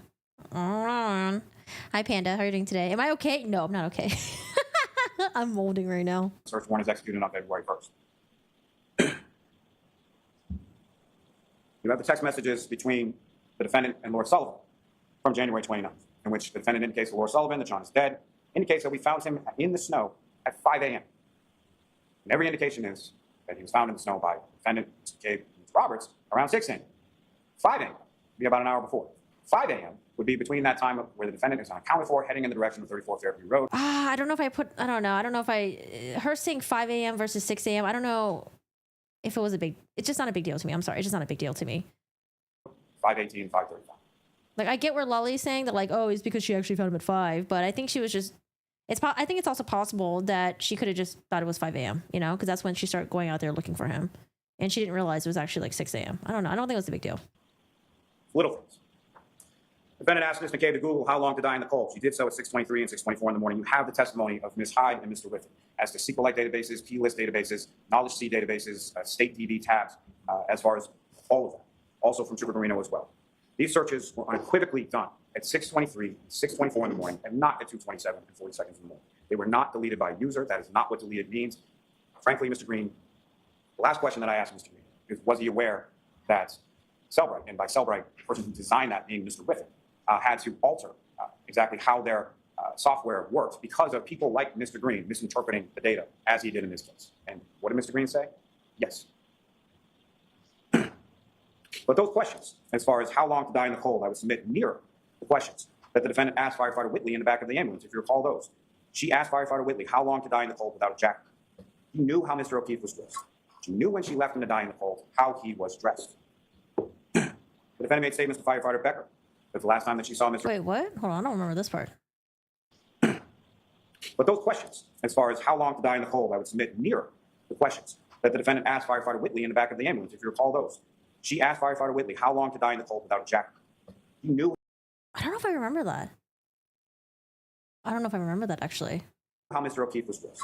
She knew when she left him to die in the cold how he was dressed. The defendant made statements to firefighter Becker that the last time that she saw Mr. O'Keefe, they were in an argument. Again, in the back of the same ambulance as firefighter Whitley. You have testimony from firefighter Woodbury. Same kind of questions. If Mr. O'Keefe could be alive without a jacket. You have the testimony from each of these firefighters as to sort of the vacillating emotional state of the defendant that morning. What you have in the testimony from firefighter Woodbury is that despite all that, there were no tears that he observed. Wait, I don't remember that. So she asked two other firefighters how long it would take for him to die in the cold if he can be alive without a jacket. I don't remember that actually. From the defendant at that time. What each of those first responders indicated was that the defendant repeatedly stated, is he dead? Is he dead? Not is he okay? Is he going to be okay? How is he? Any sort of questions about the medical condition.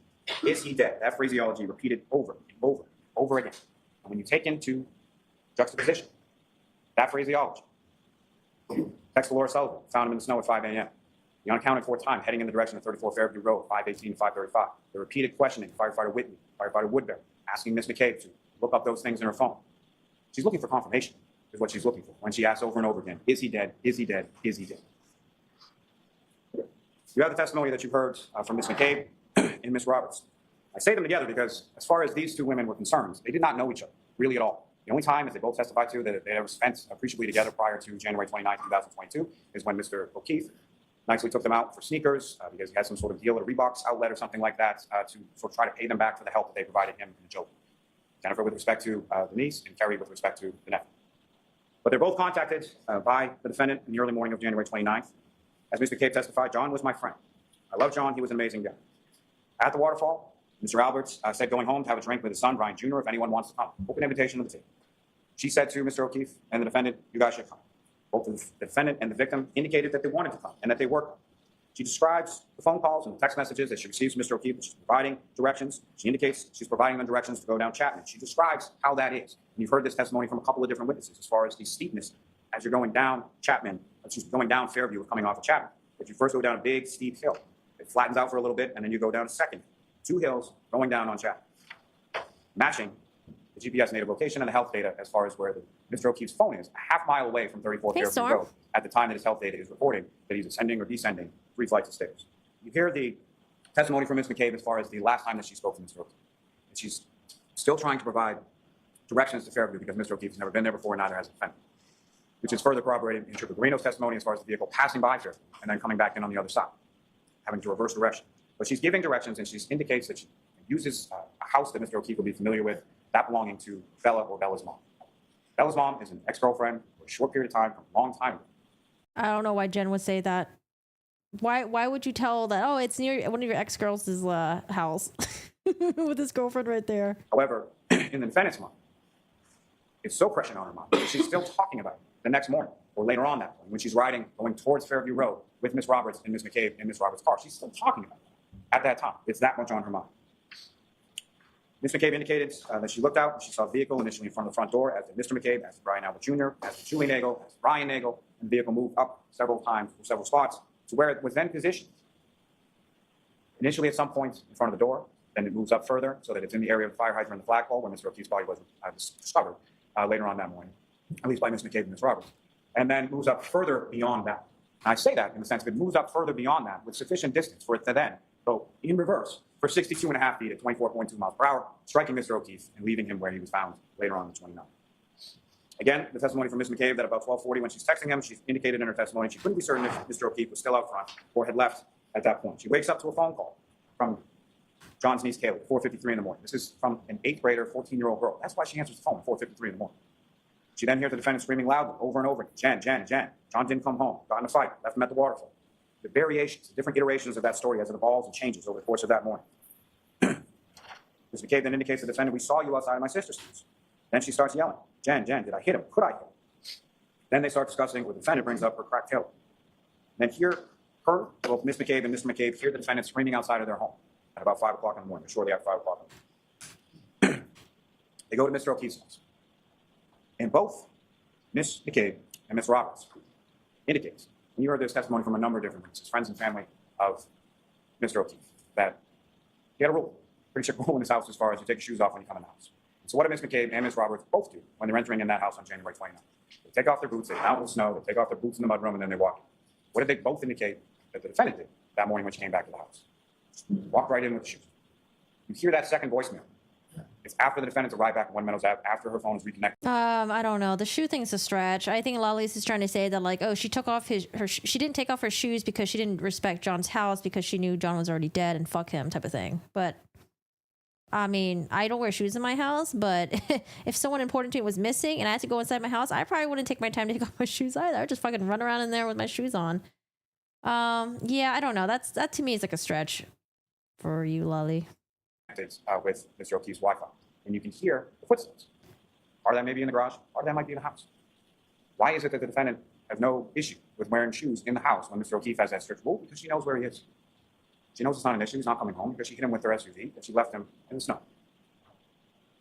Ms. Roberts and Ms. McCabe are frantically sort of running around the house looking for Mr. O'Keefe. The defendant's not. They then get in the vehicle.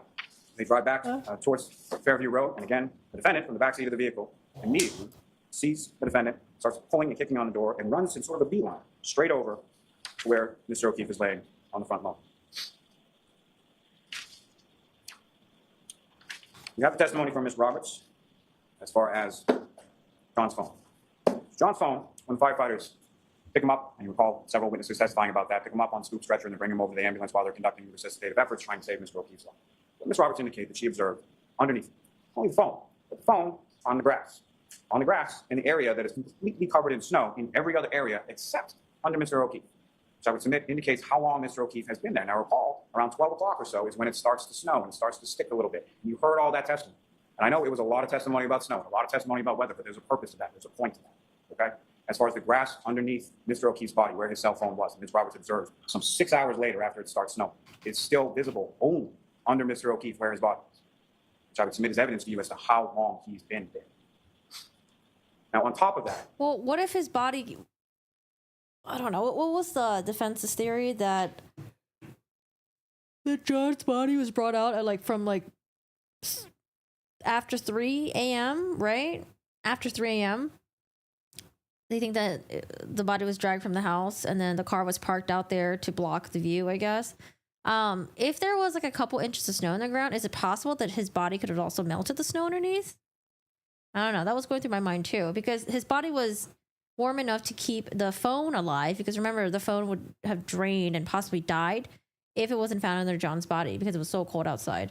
So I was thinking okay, well, if they brought his body out maybe a couple hours afterwards, could his warm body just melt the snow underneath him? You also have hours of But I also wasn't sure how much snow was out by 3 a.m., 2 a.m.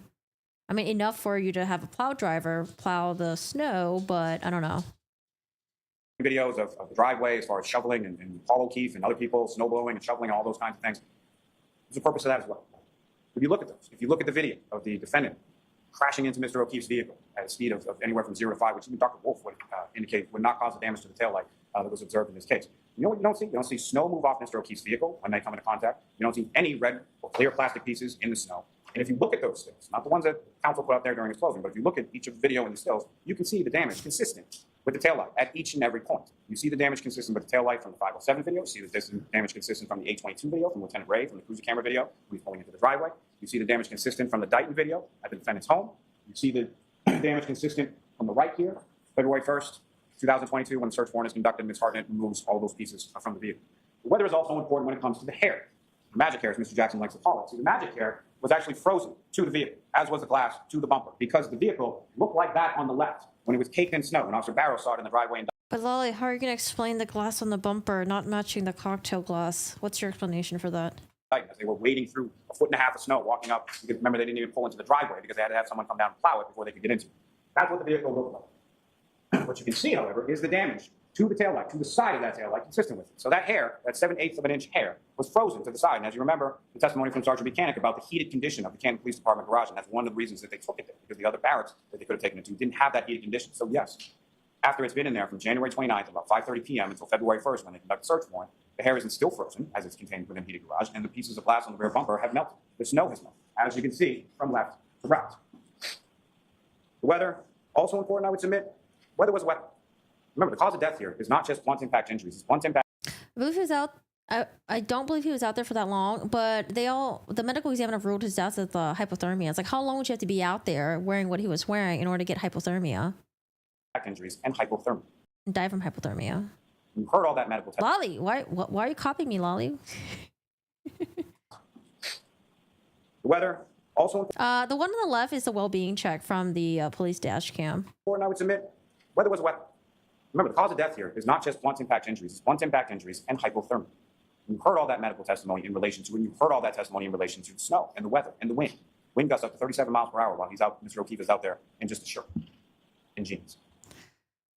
From what I remember, they did prove that it was John's hair. They had someone go up there and testify, and they did the whole like probability thing where they give you like this big number. It's like, oh, 1 in a blah blah blah chance that it was John O'Keefe's hair. So they did prove it was John O'Keefe's hair, but to me, I was just like, I don't know, that's a big difference because there was no blood on it. If there was blood, then I would have been like, oh shit, okay, maybe something did happen. But having his DNA on there, having his hair on there, I didn't think it was a big deal. The blood thing would have been huge for me. Now, you heard also testimony from Ms. Roberts in relation to the injuries she observed from Mr. O'Keefe. That's initially on scene. There was one eye that was swollen, not the other. So that's indication of the swelling that Dr. Sporty Bella was testifying to, and no indication of physical altercation. And then both eyes being swollen when Ms. Roberts viewed Mr. O'Keefe's body after his passing at the Good Samaritan. Submit that all the testimony tells you the same consistent account, internally, externally, from civilian testimony to investigator testimony to medical testimony to forensic testimony to the reconstruction testimony. You have the testimony from Ms. McCabe and Ms. Roberts that they couldn't see Mr. O'Keefe at Fairview when they initially pulled up. You can see that from Officer Sarah's cruiser. I don't know. I could barely see it, Mr. Lolly. You have Mr. O'Keefe being covered in snow from the storm. You know where Mr. O'Keefe's body was. It's clearly visible on the cruiser camera from Officer Sarah. You have testimony from each of the responding officers, anywhere from 5 to 12 feet off the roadway, and from the civilians as well. Ms. McCabe, Ms. Roberts, Officer Mullaney has 6 inches of snow on Mr. O'Keefe when he first sees him. Firefighter Kelly says that he couldn't even see Mr. O'Keefe until he was 5 feet away, in the darkness, in the snow, in the blizzard conditions. There's no footprints around the body. There's no drag marks around the body. There's no evidence of anything in relation to Brian Albert and Brian Higgins. Brian Albert and Brian Higgins spent January 28, 2022, traveling to New York City to go to a funeral for another police officer, for another department, who they didn't even know. Traveled all the way down to New York and then came back before the blizzard, only to come back from that, to go out drinking, to come back to Mr. Albert's house, to then murder another police officer who they didn't, who worked for the same department as them. And then criminal mastermind genius that Brian Albert is, 28 years on the Boston Police Department, he's then going to just leave Mr. O'Keefe's body on his front lawn. Really? That's the conspiracy? What He brought up the black blob earlier. evidence do you have of that? You have statements that the defendant made to Sergeant Buchanan on January 29th. She was willing to speak, but didn't want to give too much detail. Conversational tone throughout. She I just don't know why they didn't. Oh God, why didn't they record any of these fucking interviews? indicated that the night before they had gotten into an argument, something about what was fed to the children, nothing about the detailed arguments, incessant phone calls, and everything else that you saw from the defendant and Mr. O'Keefe's phone on the 28th. She indicated that she got to C.F. McCarthy's around 9 p.m., started drinking vodka sodas, the men were drinking beers. When asked where she parked her vehicle, she said she parked on Washington Street across from C.F. McCarthy's, facing. Yeah, they said it was human hair. And then at some point, they did say that it was John O'Keefe's hair. That's what I remembered. I don't know if it was the same. I think it was a different, because remember, they cut the hair in half. It was the shaft, and then it was the root. And they sent it to like 2 different places. So the one woman who got the shaft, I think, may have verified it was human hair. But then it wasn't until the other person, I think she got the root. And I think she was the one that determined it was a match to John O'Keefe's hair. That's what I remembered. It was like, yeah, it was done kind of weird. Northbound on the side, same side as Waterfall. Same testimony that you heard from Ms. Polakithis, observing the defendant going over to her vehicle. I just feel like a lot of the stuff that you would think that would be important was just buried. Like, remember when we talked about the taillight pieces? Was it in the sweater or was it not in the sweater? I was like, I kind of vaguely think I remember it was in the sweater, but I just felt like that testimony wasn't just super, I don't know, when they were talking about it, it wasn't prominent. Like, Lolly didn't make it super clear. It was just kind of like, I don't know, it was just like hidden. Driver's seat, and the victim, Mr. O'Keefe, getting into the passenger seat. She said they were left the Waterfall, were invited to her residence. She drove her and John to the location in Canton. She dropped Mr. O'Keefe off, did not see him walk into the home. She, being the defendant, stated she made a 3-point turn and then left. When asked about the damage to her vehicle, she indicated to the troopers, I don't know, it happened last night. June 2022, you have that other recording of that other version that she now has evolved into as far as stating to Sergeant Mechanic, are you aware that John was beaten up by Brian and Colin Albert? We're all in on the same joke, right? John was pulverized and my taillight was cracked. What evidence do you have of that? Mr. O'Keefe never went in the house. You have testimony from Nicole Albert, Brian Albert, Jennifer McCabe, Matthew McCabe, Caitlin Albert, Brian Albert Jr., Sarah Levinson, Julie Nagel, all indicating never went in the house. John O'Keefe's phone never went in the house from the testimony and the data points that you have from Trooper Green. You know how Mr. O'Keefe was dressed, and you know the defendant knew that. You have the testimony from Kurt Roberts, Jennifer McCabe, Matthew McCabe, Karina Polakithis, Nicholas Polakithis, Brian Albert, Nicole Albert, Brian Higgins, all indicated in the testimony, and the defendant knew, based on her questions to the firefighters the next morning, that Mr. O'Keefe was not dressed for the weather when he left the Waterfall. The weather was a weapon. He said the weather was a weapon? Is that what he said? Testimony about the car, the defendant's car being there in front of the house, moving multiple times. You have that from multiple sources. You have that from Matthew McCabe. You have that from Jennifer McCabe. You have that from Brian Albert Jr. You have that from Julie Nagel. You have that from Ryan Nagel. You have the testimony of Ryan Nagel, Ricky D'Antonio, and Heather Maxson. Ms. Maxson indicates she saw a male passenger, female operator as the vehicle was turned. Remember, they're coming towards Fairview at the same time. The defendant, after conducting that reverse, a 3-point turn on Cedar Crest, is then taking a right onto Fairview, while Mr. Nagel, Mr. D'Antonio, and Ms. Maxson are taking the left onto Fairview. Mr. Nagel indicates that Mr. D'Antonio then flashes lights. During that time, Ms. Maxson can see inside the vehicle. She sees a male passenger. She sees a female operator. They follow the vehicle as they're turning onto the street. Lo and behold, they're going to the same residence. They park. There's nothing in between them and the defendant's vehicle. They indicate that at no time do they see anybody get out of the vehicle. At no time do they see any damage to the vehicle, or it hasn't happened yet. At no time do they see anyone leave the vehicle and go into the house. The vehicle moves up on different successive occasions, as testified to by Mr. Nagel and several others. And then as they're passing that vehicle, Mr. Nagel indicates that he sees a female operator in the vehicle with the dome light on. Interesting, when I asked Mr. Nagel, as far as when Julie Nagel came out to the vehicle, did he roll down the window or did he open the door? He indicated he opened the door. I asked him, what happened when you open the door? What happens when you open the door to a vehicle? The dome light comes on. So there's a reason I would submit, or the inference that you can make, is that no one sees Mr. O'Keefe in the vehicle because that's the moment he steps out of the vehicle. And that's why he thinks the dome light was on? I was thinking the dome light was on because they were in the car arguing. Then they're gone. The Nagels, Ryan Nagel, Ricky D'Antonio, and Heather Maxson drive away from that. I think Lolly just thought of that within the past couple of weeks, because when they were... or was I reading one of his motions? Because he said that, like, oh, they just said they saw Karen, but that's about it. It doesn't mean that John wasn't in the car or something. I think that was in one of his motions that he wrote. But now he's saying that the dome light was on was because John was, like, in the process of, like, stepping out of the car, and that's why they didn't see him in the car. We have the testimony from Julie Nagel and Sarah Levinson, the peanut butter and jelly sandwich conversation they have with Ms. McCabe, which while they're pulling away from the house, where everybody's attention is drawn, Ms. McCabe is turned around, facing both of them in the backseat.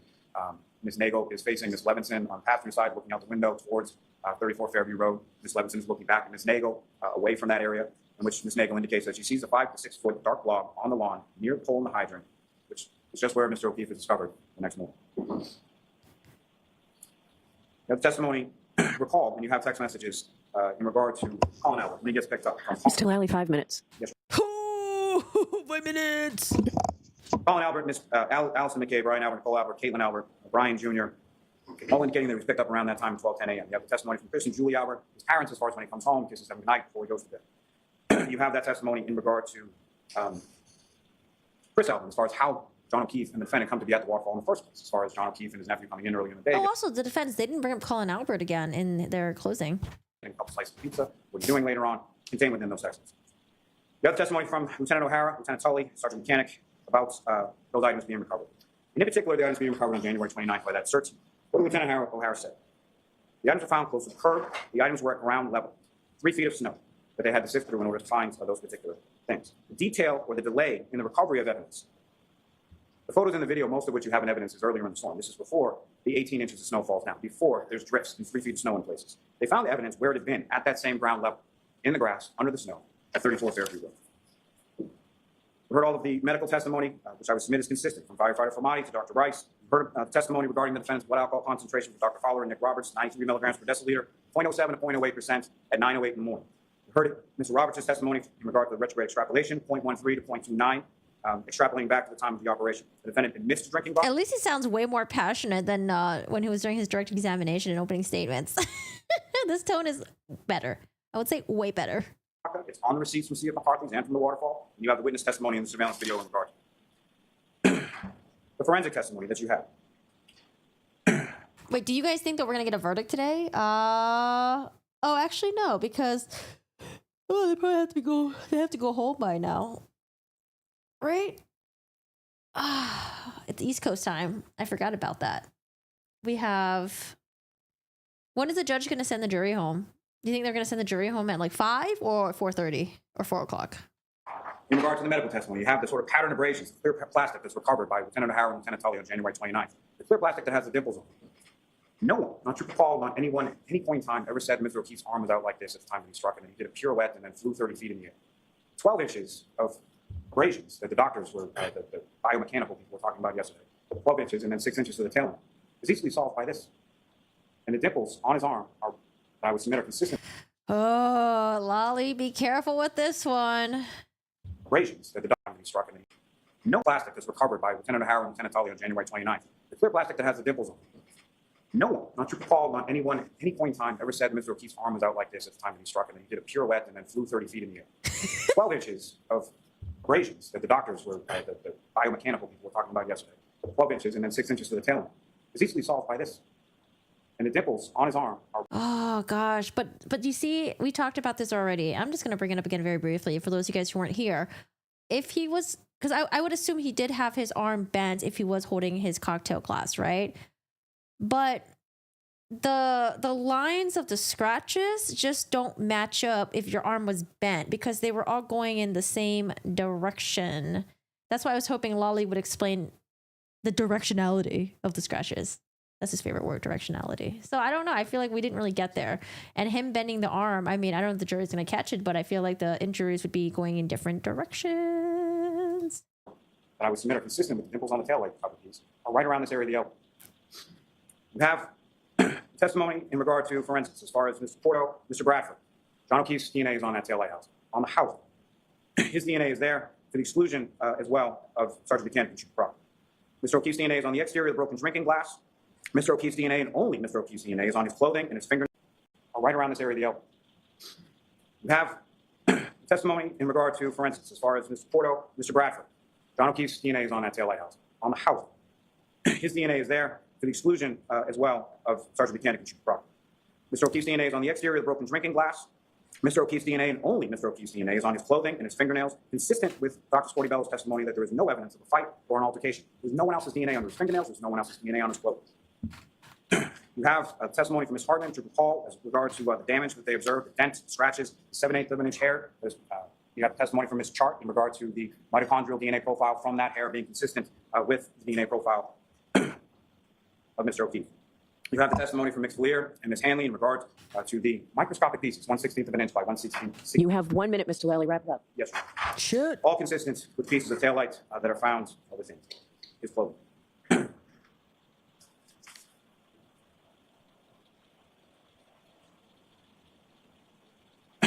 Ms. Gilman, if I could.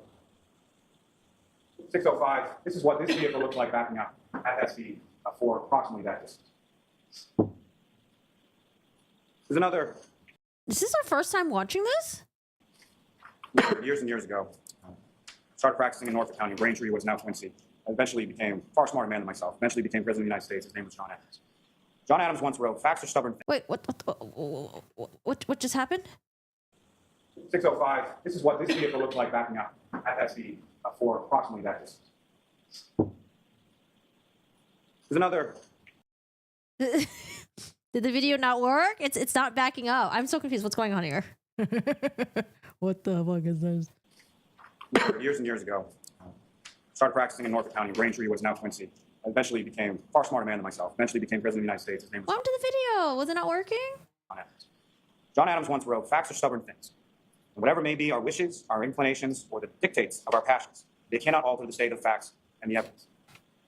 What the constellation of the facts and the evidence ineluctably demonstrate here is that the defendant drove her vehicle in reverse for 24.2 miles per hour for 62.5 feet, struck Mr. O'Keefe, causing those catastrophic head injuries, leaving him incapacitated and freezing to death. Mr. Lally, I have to stop you.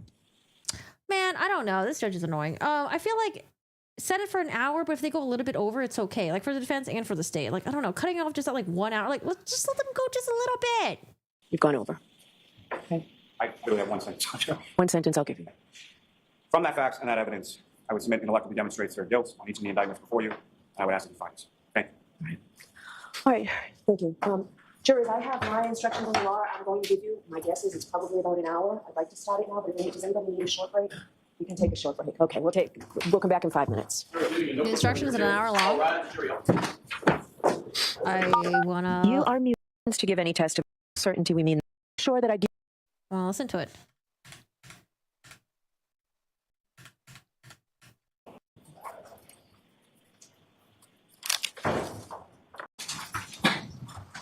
All right, jurors.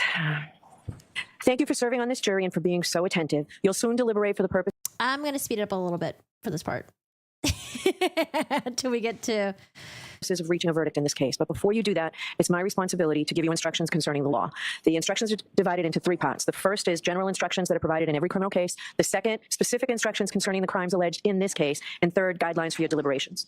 Please listen carefully to all of the instructions. Do not ignore any instruction or give special attention to any other instruction. To make sure that I give you the instructions accurately, I will read them to you. You will also get a written copy. I'll probably send in 3 or 4 to the jury so that you can refer to it in the jury room during your deliberations. I will try to make sure that my oral instructions match the written instructions. If there is any difference between what I say aloud and what the written instructions say, please follow what I say aloud. You must take the law as I give it to you. You may not quarrel with it. You can't do that regardless of any opinion you may have as to what you think the law ought to be. What the lawyers or witnesses may say or suggest about the law is not necessarily the law. The what? The law? Is that what you're saying? That's because it's my responsibility as the judge and mine alone to instruct you on what the law is. So I now will turn to part 1 of the instructions, the general instructions that apply to all criminal cases. As I explained to you at the beginning of the trial, there is a fundamental rule that applies in all criminal cases, including this case. Every person who is accused of a crime is presumed to be innocent of that crime. Ms. Reed is presumed innocent of the charges in this case. That means you must consider Ms. Reed to be innocent unless the prosecution is proved beyond a reasonable doubt through evidence presented during the trial that Ms. Reed committed the crimes charged. I will explain reasonable doubt in just a moment. Ms. Reed does not have to do anything to convince you that she is innocent. She does not have to explain anything. Ms. Reed does not have to testify, call, or question witnesses, or provide any evidence at all, because you must presume she is innocent. Instead, it is up to the Commonwealth to prove the charges against Ms. Reed beyond a reasonable doubt. The burden of proof never shifts to the defendant. After you have considered all the evidence carefully and fairly, if you have a reasonable doubt about Ms. Reed's guilt in a particular charge, then your verdict must be not guilty on that charge. You may find Ms. Reed guilty of a charge only if all 12 deliberating jurors agree that the Commonwealth has proved the charge beyond a reasonable doubt.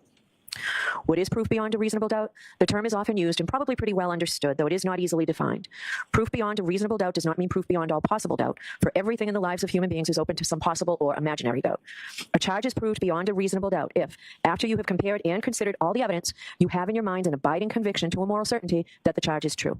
When we refer to moral certainty, we mean the highest degree of certainty possible in matters relating to human affairs, based solely on the evidence that has been put before you in this case. I have told you that every person is presumed to be innocent unless and until he or she is proved guilty, and that the burden of proof is on the Commonwealth. If you evaluate all the evidence and you still have a reason... I want to know what the family members think. What do you guys think? Do you guys think they proved beyond a reasonable doubt?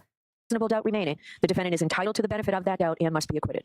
It is not enough for the Commonwealth to establish a probability, even a strong probability, that the defendant is more likely to be guilty than not guilty. That is not enough. Instead, the evidence must convince you of the defendant's guilt to a reasonable and moral certainty, a certainty that convinces your understanding and satisfies your reason and judgment as jurors who are sworn to act conscientiously on the evidence. I think this part is so interesting. I want to listen to it.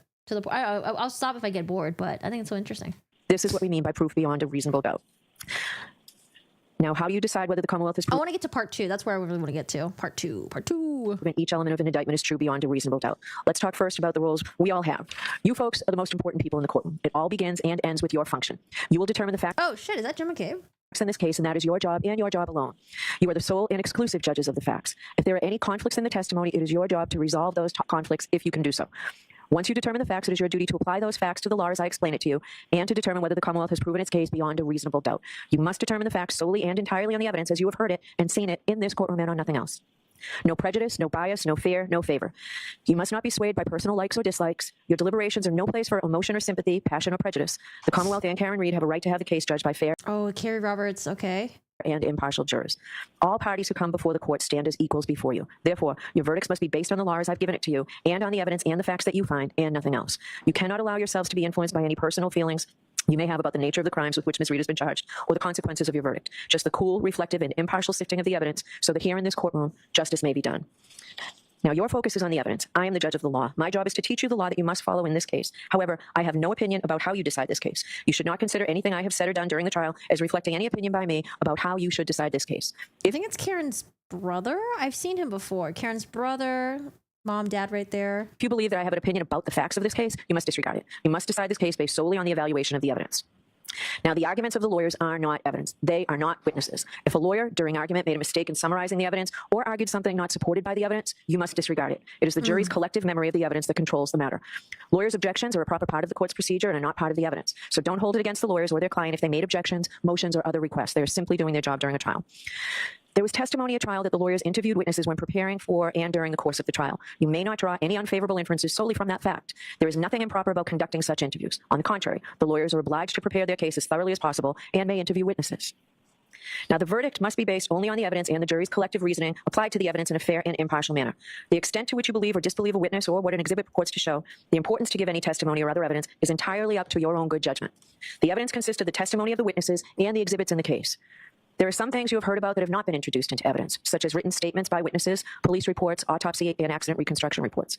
Occasionally during the trial, you have heard references to such documents, and you may naturally wonder why neither side introduced any of them into evidence. The answer is that under our rules of evidence, such reports usually may not be admitted, although the parties may refer to them for certain limited purposes while questioning witnesses. So you should Oh, because I want to see those reports. I would love to see those reports. not hold it against any party that you do not have them, and neither should you speculate on what they may or may not contain. Similarly, as you view exhibits, you may find that some information has been removed. Well, there's, some of the reports that there's that too, or some of the reports weren't written until way later. Because it is not relevant. Please ignore that and don't try to guess what may have been removed or why. Any information that you may have read, heard, or seen about this case outside of the courtroom is not evidence. My instructions to you and any other comments I made, the lawyer's opening and closing statements, and any comments they may have made are not evidence. Answers that I struck from the record and told you to disregard are not evidence. Only the testimony of the witnesses, that is, their answers to questions, and the exhibits are evidence. God, it's going to be so hard to unhear. You know how the judge is like, oh, okay, we're going to strike that. It's so hard to unhear that. I feel like I wouldn't remember which one to disregard. It is important to remind you folks that the verdict cannot Once you heard it, you already heard it, man. be based on emotional reaction or sympathy for any person or side of this case. Certain of the testimony and exhibits may have provoked an emotional reaction in all of us. You may feel sympathy for the family of Mr. O'Keefe, and you may feel sympathy for the defendant as she sits here in this courtroom. But your job is to decide the case without bias, fear, sympathy, or favor, to view the evidence with a certain clinical detachment, and to decide the case based solely on the evidence and the application of the law to that evidence. I have allowed you to take notes during the trial, and you may refer to those notes during your deliberations. But remember, they are not evidence, or a substitute for the evidence and your recollection. They are for your personal use. Please do not share them with other jurors. Consider the evidence as a whole. Do not make up your mind about what the verdict should be until after you've gone to the jury room to decide And I wonder if their notes are all over the place. Oh, my goodness. the case, and you and your fellow jurors have discussed the evidence. Please keep an open mind until then. You'll remember that we took a view in this case. The purpose of the view was to help you better understand the evidence that you heard during the trial and to help you appreciate the locations and their surroundings. Your responsibility in the view was to see the places, observe them carefully, and remember what you saw. Do you think when they went to 34 Fairview, do you think it really helped the jury? Because they went there during daytime, not nighttime, one, and then it wasn't snowing, right? I don't know if it really helped to go there and see. I mean, I maybe. They had the car there, too. The view is part of this case. You may use and consider the observations that you made while on the view in your deliberations in reaching a verdict. The same is true about the demonstration we saw from the witness stand. The demonstration was done simply to help you understand the evidence, and you may consider it in your deliberations. It is the jury's job to earnestly seek the truth of the matter. In doing that, the jury must decide questions of credibility and reliability. The jury must decide how truthful or reliable or convincing any part of the evidence is. In deciding questions of credibility and reliability, you may rely on your common sense and reasoning powers and your life experiences. Consider a witness's testimony in the context of all the other evidence, not in isolation. You may consider the demeanor, candor, and appearance of the witness in testifying. Who was the witness? What relationship did they have to the case or to the other witnesses or the parties? Did the witness have any bias, reason, or motive to give false or shaded testimony? If so, you may consider that bias or motive in your deliberations, and ultimately, as to whether or not it impacts the credibility of the witness and the assessment of the evidence. You know, the defense definitely wanted that part in. Man, Lolly's probably like, I can't wait for this to be over. I can't wait to move on to a different case. Let's get the fuck out of here. Presented. Is the witness someone likely to give an honest and impartial account? Consider not just whether the witness was honest, but also whether the witness's testimony was accurate and reliable or honestly mistaken. A prior statement by a witness, if inconsistent with his or her trial testimony in any way, may be considered on the witness's credibility and reliability, and only for that purpose. Now, you've heard some evidence suggesting that the Commonwealth did not conduct certain scientific tests or otherwise follow standard procedure during the police investigation. This is a factor you may consider in evaluating the evidence presented in this case. With respect to this factor, you should consider 3 questions. First, whether the omitted tests or other actions were standard procedure or steps that would otherwise normally be taken under the circumstances. Second, whether the omitted tests or actions could reasonably have been expected to lead to significant evidence of the defendant's guilt or innocence. And third, whether the evidence provides a reasonable and adequate explanation for the omission of the test or other actions. If you find that any omissions in the investigation were significant and not adequately explained, you may consider whether the omissions tend to affect the quality, reliability, or credibility of the evidence presented by the Commonwealth. All of these considerations involve factual determinations that are entirely up to you, and you are free to give... You know, I like those trials where the jury can ask questions middle of the trial, and they go to like the questionnaires and then they answer them. I like that, because then you kind of get an idea of like where the jury's at, what they're thinking. This matter, whatever weight, if any, you deem appropriate based on all the circumstances. I don't, you know, I guess not. It's 4 o'clock their time. I guess they're not going to have a verdict today, but I don't know what time they are planning on sending the jury home. If it's going to be 4 o'clock, 4:30, or make them stay all the way to 5, which I doubt. Circumstances. Now, during the trial, I gave you some limiting instructions on how you were to consider some of the evidence you heard, and importantly, how you are not to consider the evidence. I am going to summarize those limiting instructions here. Ms. Reed is not charged with committing any crime other than the charges contained in the indictments. You have heard evidence about interactions that Ms. Reed had with Mr. O'Keefe and other witnesses in Aruba. The evidence was admitted solely for your consideration as evidence of the nature of the defendant's relationship with Mr. O'Keefe, and whether it goes to her knowledge or intent or motive on January 29, 2022. You may not consider that evidence as proof that she has a criminal personality or bad character. You may not take the defendant's prior acts as a substitute for proof that the defendant committed the crimes charged here, or to conclude that if she committed the acts in Aruba, she must also have committed the offenses with which she is charged here. You can only use the evidence for the limited purpose of how it goes to the defendant's state of mind, motive, and nature of her No rebuttal. No rebuttal. Relationship with John O'Keefe. Before you consider any electronic communication in your deliberations, you must first find that it is more likely true than not that the persons who authored them were in fact John O'Keefe, the defendant, or the witnesses who testified about their communication with John O'Keefe and or the defendant. If you do not find it is more likely true than not that John O'Keefe, Karen Reed, or the witnesses who testified here before you were the persons who authored or transmitted the electronic communications, then you may not consider the electronic communications in deciding the case. Now, the Commonwealth has introduced photographs into evidence. The photographs may be graphic and unpleasant. As I told you when you first saw them, your verdict must not in any way be influenced by the fact that these photographs may be graphic or unpleasant. The defendant is entitled to a verdict based solely on the evidence. I guess in like this courtroom, they just do things differently. Because I could have sworn it was usually the state does their closing arguments and then the defense, and then the state does their rebuttal. So maybe it's just different here. And not one based on pity or sympathy. Consider a photograph only as it may show a medical condition, the nature of the injuries, or the details of the incident itself. You've heard evidence of statements made by John O'Keefe. These statements were admitted only for a limited purpose of establishing John O'Keefe's state of mind. You are not to consider this testimony as proof that the defendant has bad character or propensity to commit crimes. The testimony of witnesses recounting conversations with Mr. O'Keefe or messages the defendant's cell phone received from him can only be used as they go to the defendant's motive or intent on January 29th, and only if you find that the defendant was aware of John O'Keefe's state of mind at the time of the crime and would be likely to respond to it. There need not be direct evidence that the defendant learned of Mr. O'Keefe's state of mind, so long as you reasonably can infer from the evidence that she did learn of it. You've also heard testimony about statements allegedly made by Ms. Reed. Before you may consider any such statement, you are going to have to make a preliminary determination whether it can be considered as evidence or not, and for what purpose it may be used. You may not consider any such statement in your deliberations for the truth of any such statement unless, from all the evidence in the case, the Commonwealth has proven beyond a reasonable doubt that the defendant made the statement that she is alleged to have made, and that she made it voluntarily, freely, and rationally. In determining whether or not any statement made by the defendant was voluntary, you may consider all of the surrounding circumstances. You may consider any evidence that you have heard about the defendant's physical and mental condition, her intelligence, age, education, and experience. Your decision does not turn on any one factor. You must consider the totality of the circumstances. Some testimony came from witnesses who saw or heard something. Some witnesses also told you about opinions or conclusions they reached based on some special training or experience. But special training or experience does not necessarily make the witness's testimony any more believable or important than any other evidence. So you should consider the same questions about witness testimony that I mentioned earlier, including any bias or motive these opinion witnesses may have had to testify in a certain way. You may also consider the witness's level of experience and training, and whether they base their opinions on the facts that you find to be true. There were hypothetical questions asked of some of these witnesses. You may give whatever weight you deem appropriate to the opinion based on the hypothetical, but only if, after careful consideration, you find that all the assumed facts are true. Remember that witnesses, even those with special training or experience, do not decide cases. Juries do. It is up to you whether to accept or reject, in whole or in part, any opinion or conclusion that a witness offered during the trial. Now, you have the same powers with respect to the exhibits that you have and the testimony of the witnesses. Look them over and decide the weight, that is the value they deserve to receive in helping you resolve the case as you make your ultimate judgment about whether the Commonwealth has proved its case beyond a reasonable doubt. You do not have to believe something simply because it is written on a piece of paper or appears in a photograph. You are not, of course, required to disbelieve it because it appears there. You decide whether to believe what the exhibit purports to show and how much weight, if any, you give each exhibit. Now, you've heard me talk about the sources of evidence in this case. Those are the tools that we have to decide the case. Now, with the evidence in mind, what can you do with it? As jurors, you may bring to bear all your knowledge and experience. You don't check your common sense at the door to the jury room. Just the reverse. I instruct you to use your common sense.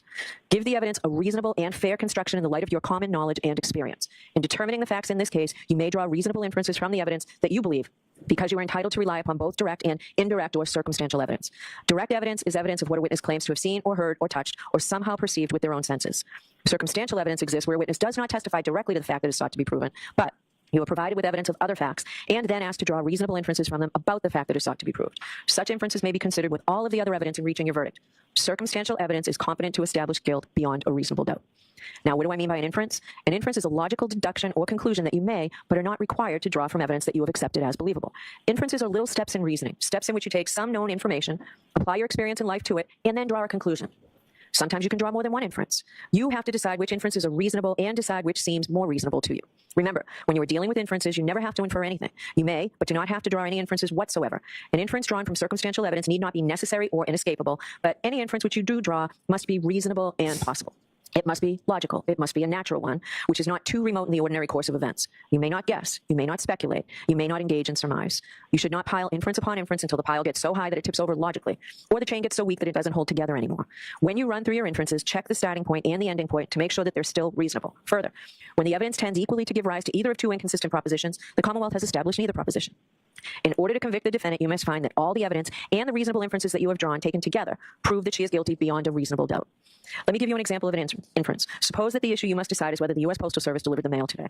If you go home and someone in your household, a child, roommate, or spouse, hands you the mail and states that he or she observed the letter carrier deliver the mail and retrieved it from the mailbox, this would be direct evidence that the U.S. Postal Service delivered the mail. The witness perceived the event with his or her own senses and told you what he or she observed. The issue you would have to decide is whether the witness is credible. On the other People were talking about it, but I don't know anything about the fight, no. hand, if you go home from court and find mail in the mailbox, you may infer that it was delivered by the U.S. Postal Service today. You draw this reasonable inference based on the following known facts. The mailbox was emptied yesterday. You know that the mail is delivered by the U.S. Postal Service Monday through Saturday. The letters in the box are postmarked. You have exactly the same power in this case, not the power to speculate or to guess, but the power to draw reasonable inferences warranted by the evidence in the fashion I have just described. You may have noticed that the defendant did not testify at this trial. The defendant has an absolute right not to testify, since the entire burden of proof in this case is on the Commonwealth to prove that the defendant is guilty. It is not up to the defendant to prove that she is innocent. The fact that the defendant did not testify has nothing to do with the question of whether she is guilty or not guilty. You are not to draw any adverse inference against the defendant because she did not testify. You are not to consider it in any way or even discuss it in your deliberations. You must determine whether the Commonwealth has proved its case against the defendant based solely on the testimony of the witnesses and the exhibits. All right, that completes my first part of the instructions. All right, second part. This is what I'm here for. Now I'm going to turn to the elements of the charges against Ms. Reed. The Commonwealth has alleged that on January 29, 2022, Ms. Reed did assault and beat John O'Keefe with the intent to murder him, and by such assault and battery did kill and murder John O'Keefe. Ms. Reed is charged with second-degree murder. In order to prove murder in the second degree, the Commonwealth must prove the following elements. First, the defendant caused the death of John O'Keefe. Two, the defendant intended to kill John O'Keefe, or intended to cause grievous bodily harm to John O'Keefe, or intended to do an act which, in the circumstances known to the defendant, a reasonable person would have known created a plain and strong likelihood that death would result. I will now discuss each of these requirements in more detail. The first element is that the defendant caused the death of John O'Keefe. A defendant's act is the cause of death where the act is a natural and continuous sequence, results in death, and without which death would not have occurred. The second element is that the defendant intended to kill John O'Keefe, or intended to cause grievous bodily harm to John O'Keefe, or intended to do an act which, in the circumstances known to the defendant, a reasonable person would have known created a plain and strong likelihood that death would result. As you can see, the second element has three subparts, which I will call prongs, and the Commonwealth satisfies its burden of proof if it proves any one of the three prongs beyond a reasonable doubt. The first prong is that the defendant intended to kill John O'Keefe. This means that the defendant consciously and purposefully intended to cause John O'Keefe's death. The second prong is that the defendant intended to cause grievous bodily harm to John O'Keefe. Grievous bodily harm means severe injury to the body. The third prong is that the defendant intended to do an act which, in the circumstances known to the defendant, a reasonable person would have known created a plain and strong likelihood that death would result. Let me help you understand how to analyze this third prong. You must first determine whether the defendant intended to perform the act that caused the victim's death. If you find that she intended to perform the act, you must then determine what the defendant herself actually knew about the relevant circumstances at the time she acted. Then you must determine whether, under the circumstances known to the defendant, a reasonable person would have known that the act intended by the defendant created a plain and strong likelihood that death would result. If you have a reasonable doubt as to whether Mr. O'Keefe's death was accidental because the defendant, because the death was caused by a negligent, careless, or mistaken act of the defendant, or resulted from a cause separate from the defendant's conduct, you may not find that the Commonwealth has proved that the defendant intended to kill, intended to cause grievous bodily harm, or intended to do an act which, in the circumstances known to the defendant, a reasonable person would have known created a plain and strong likelihood that death would result. In deciding whether the defendant intended to kill, intended to cause grievous bodily harm, or intended to do an act which, in the circumstances known to the defendant, a reasonable person would have known created a plain and strong likelihood that death would result, you may consider any credible evidence that the defendant was affected by her consumption of alcohol. If the Commonwealth has proven both elements beyond a reasonable doubt, you should return a verdict of guilty. If the Commonwealth has failed to prove one or more of those elements beyond from a cause separate from the defendant's conduct, you may not find that the Commonwealth has proved that the defendant intended to kill, intended to cause grievous bodily harm, or So if they think it was an accident or she was being negligent, then it's not second-degree murder. I'm so surprised they charged her with second-degree murder. or intended to do an act which, in the circumstances known to the defendant, a reasonable person would have known created a plain and strong likelihood that death would result. In deciding whether the defendant intended to kill, intended to cause grievous bodily harm, or intended to do an act which, in the circumstances known to the defendant, a reasonable person would have known created a plain and strong likelihood that death would result, you may consider any credible evidence that the defendant Hey, Kiki, how's it going? was affected by her consumption of alcohol. If the Commonwealth has proven both elements beyond a reasonable doubt, you should return a verdict of guilty. If the Commonwealth has failed to prove one or more of those elements beyond a reasonable doubt, you must return a verdict of not guilty. The next is manslaughter while operating a motor vehicle under the influence of liquor. In order to prove manslaughter while operating a motor vehicle, the Commonwealth must prove the following 5 elements. First, that the defendant operated a motor vehicle. Second, that she operated the motor vehicle upon a public way or in a place in which the public has a right of access.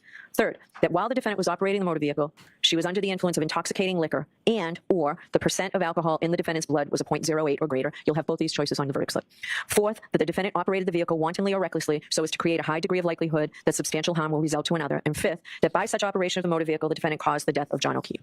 So to prove the first element, the Commonwealth must prove beyond a reasonable doubt that the defendant was operating a motor vehicle. A person operates a motor vehicle while doing all of the well-known things that drivers do as they travel on a street or highway, and also when doing any act which directly tends to set the vehicle in motion. A person is operating a motor vehicle whenever they are in the vehicle and intentionally manipulate some mechanical or electrical part of the vehicle, like the gear shift or the ignition, which, alone or in sequence, will set the vehicle in motion. To prove the second element, the Commonwealth must prove beyond a reasonable doubt that the defendant operated a motor vehicle in a public way. Any street or highway that is open to the public and is controlled and maintained by some level of government is a public way. This would include, for example, interstate and state highways, as well as municipal streets and roads. In determining whether any particular street or road is a public way, you may consider evidence, if any, about whether it has some of the usual indications of a public way. For example, whether it is paved, whether it has street lights, street signs, curbing, and fire hydrants, whether there are buildings along the street, whether it has any crossroads intersecting it, and whether it is publicly maintained. To prove the third element, the Commonwealth must prove beyond a reasonable doubt that while operating a motor vehicle, the defendant was under the influence of intoxicating liquor, that is alcohol, and or the percent of alcohol in the defendant's blood was a 0.08 or greater. I will now instruct you on both theories. What does it mean to be under the influence of alcohol? It is not illegal to drive after consuming alcohol as long as the operator is not under the influence of alcohol. However, neither does someone have to be drunk to be under the influence of alcohol. A person is under the influence of alcohol if they've consumed enough alcohol to reduce their ability to operate a motor vehicle safely, by decreasing their judgment, alertness, and ability to respond promptly and effectively to unexpected emergencies. The amount of alcohol necessary to do this may vary from person to person. The Commonwealth is not required to prove that the defendant actually drove in an unsafe or erratic manner, but it is required to prove that their ability to drive safely was diminished by alcohol.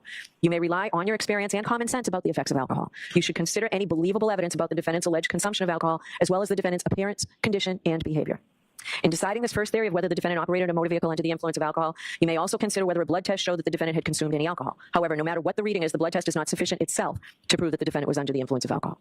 Now, under the second theory, and again, both will be on the verdict slip and you should decide each one. The Commonwealth must prove beyond a reasonable doubt that at the time of operation, the percent of alcohol in the defendant's blood was a 0.08 or greater. The Commonwealth may prove a person's blood alcohol level by a chemical test or analysis of their breath or blood. In deciding whether the Commonwealth has proved the defendant's blood alcohol level beyond a reasonable doubt, you may consider evidence, if any, about whether the test was administered within a reasonable time of operation of the motor vehicle, whether the person who administered the test was properly certified, whether and how the pre-test procedures were followed and employed, whether the testing device was working properly at the time the test was administered, and whether the test was administered properly. You may also consider any other evidence pertaining to the test. Mr. Court Officer, I know it's traditional to not allow anybody in and out of the courtroom while I'm charging, so I'm going to ask you to follow that at this point. Thank you. Who's going in and out of the courtroom? It's distracting, and I don't want it to be distracting for you folks, okay? The fourth element that the Commonwealth must prove beyond a reasonable doubt is that the defendant operated the vehicle wantonly or recklessly. A person drives recklessly when they ignore the fact that their manner of driving is very likely to result in death or serious injury to someone, or they are indifferent to whether someone is killed or seriously injured. It is not enough for the Commonwealth to prove that the defendant acted negligently. That is, acted in a way that a reasonably careful person would not. It must be shown that the defendant's actions went beyond mere negligence and amounted to recklessness. How long do I think they're going to deliberate for? I just feel like they have a lot to talk about because they're probably just like, what the fuck was that? What did we sit through for over, was it like 2 months now? What the hell did we just sit through? Might be more like a therapy session than anything. Hi, CMB. How's it going? The defendant was reckless if she knew or should have known that such actions would pose a grave danger of death or serious injury to others, but chose, nevertheless, to run the risk and go ahead. Whenever I refer to the defendant's state of mind or her intent, you may consider any credible evidence that the defendant was affected by her consumption of alcohol. A defendant may have the requisite state of mind or intent even if she consumed alcohol, but you may consider such evidence in determining whether the Commonwealth has proved the element. Here, the defendant must have intended her acts in the sense that they were not accidental, but it is not necessary that the defendant intended or foresaw the consequences of those acts, as long as a reasonable person would know that they were so dangerous that death or serious injury would probably result. As such, the Commonwealth does not need to prove that the defendant intended to kill John O'Keefe. Rather, this is in the category of cases where public safety requires each driver, once they know what the situation is, to determine and to adhere to an objective standard of behavior. In determining whether the defendant drove recklessly, you should take into account all the facts of the situation: the defendant's rate of speed and manner of operation, the defendant's physical condition and how well the defendant could see and could control the vehicle, the condition of the defendant's vehicle, what kind of road it was and who else was on the road, what was the time of day, the weather and the condition on the road were, and what any other vehicles or pedestrians were doing, and any other factors, including the defendant's consumption of alcohol, that you think are relevant. The fifth element that the Commonwealth must prove beyond a reasonable doubt is that the defendant, by her actions, caused the death of John O'Keefe.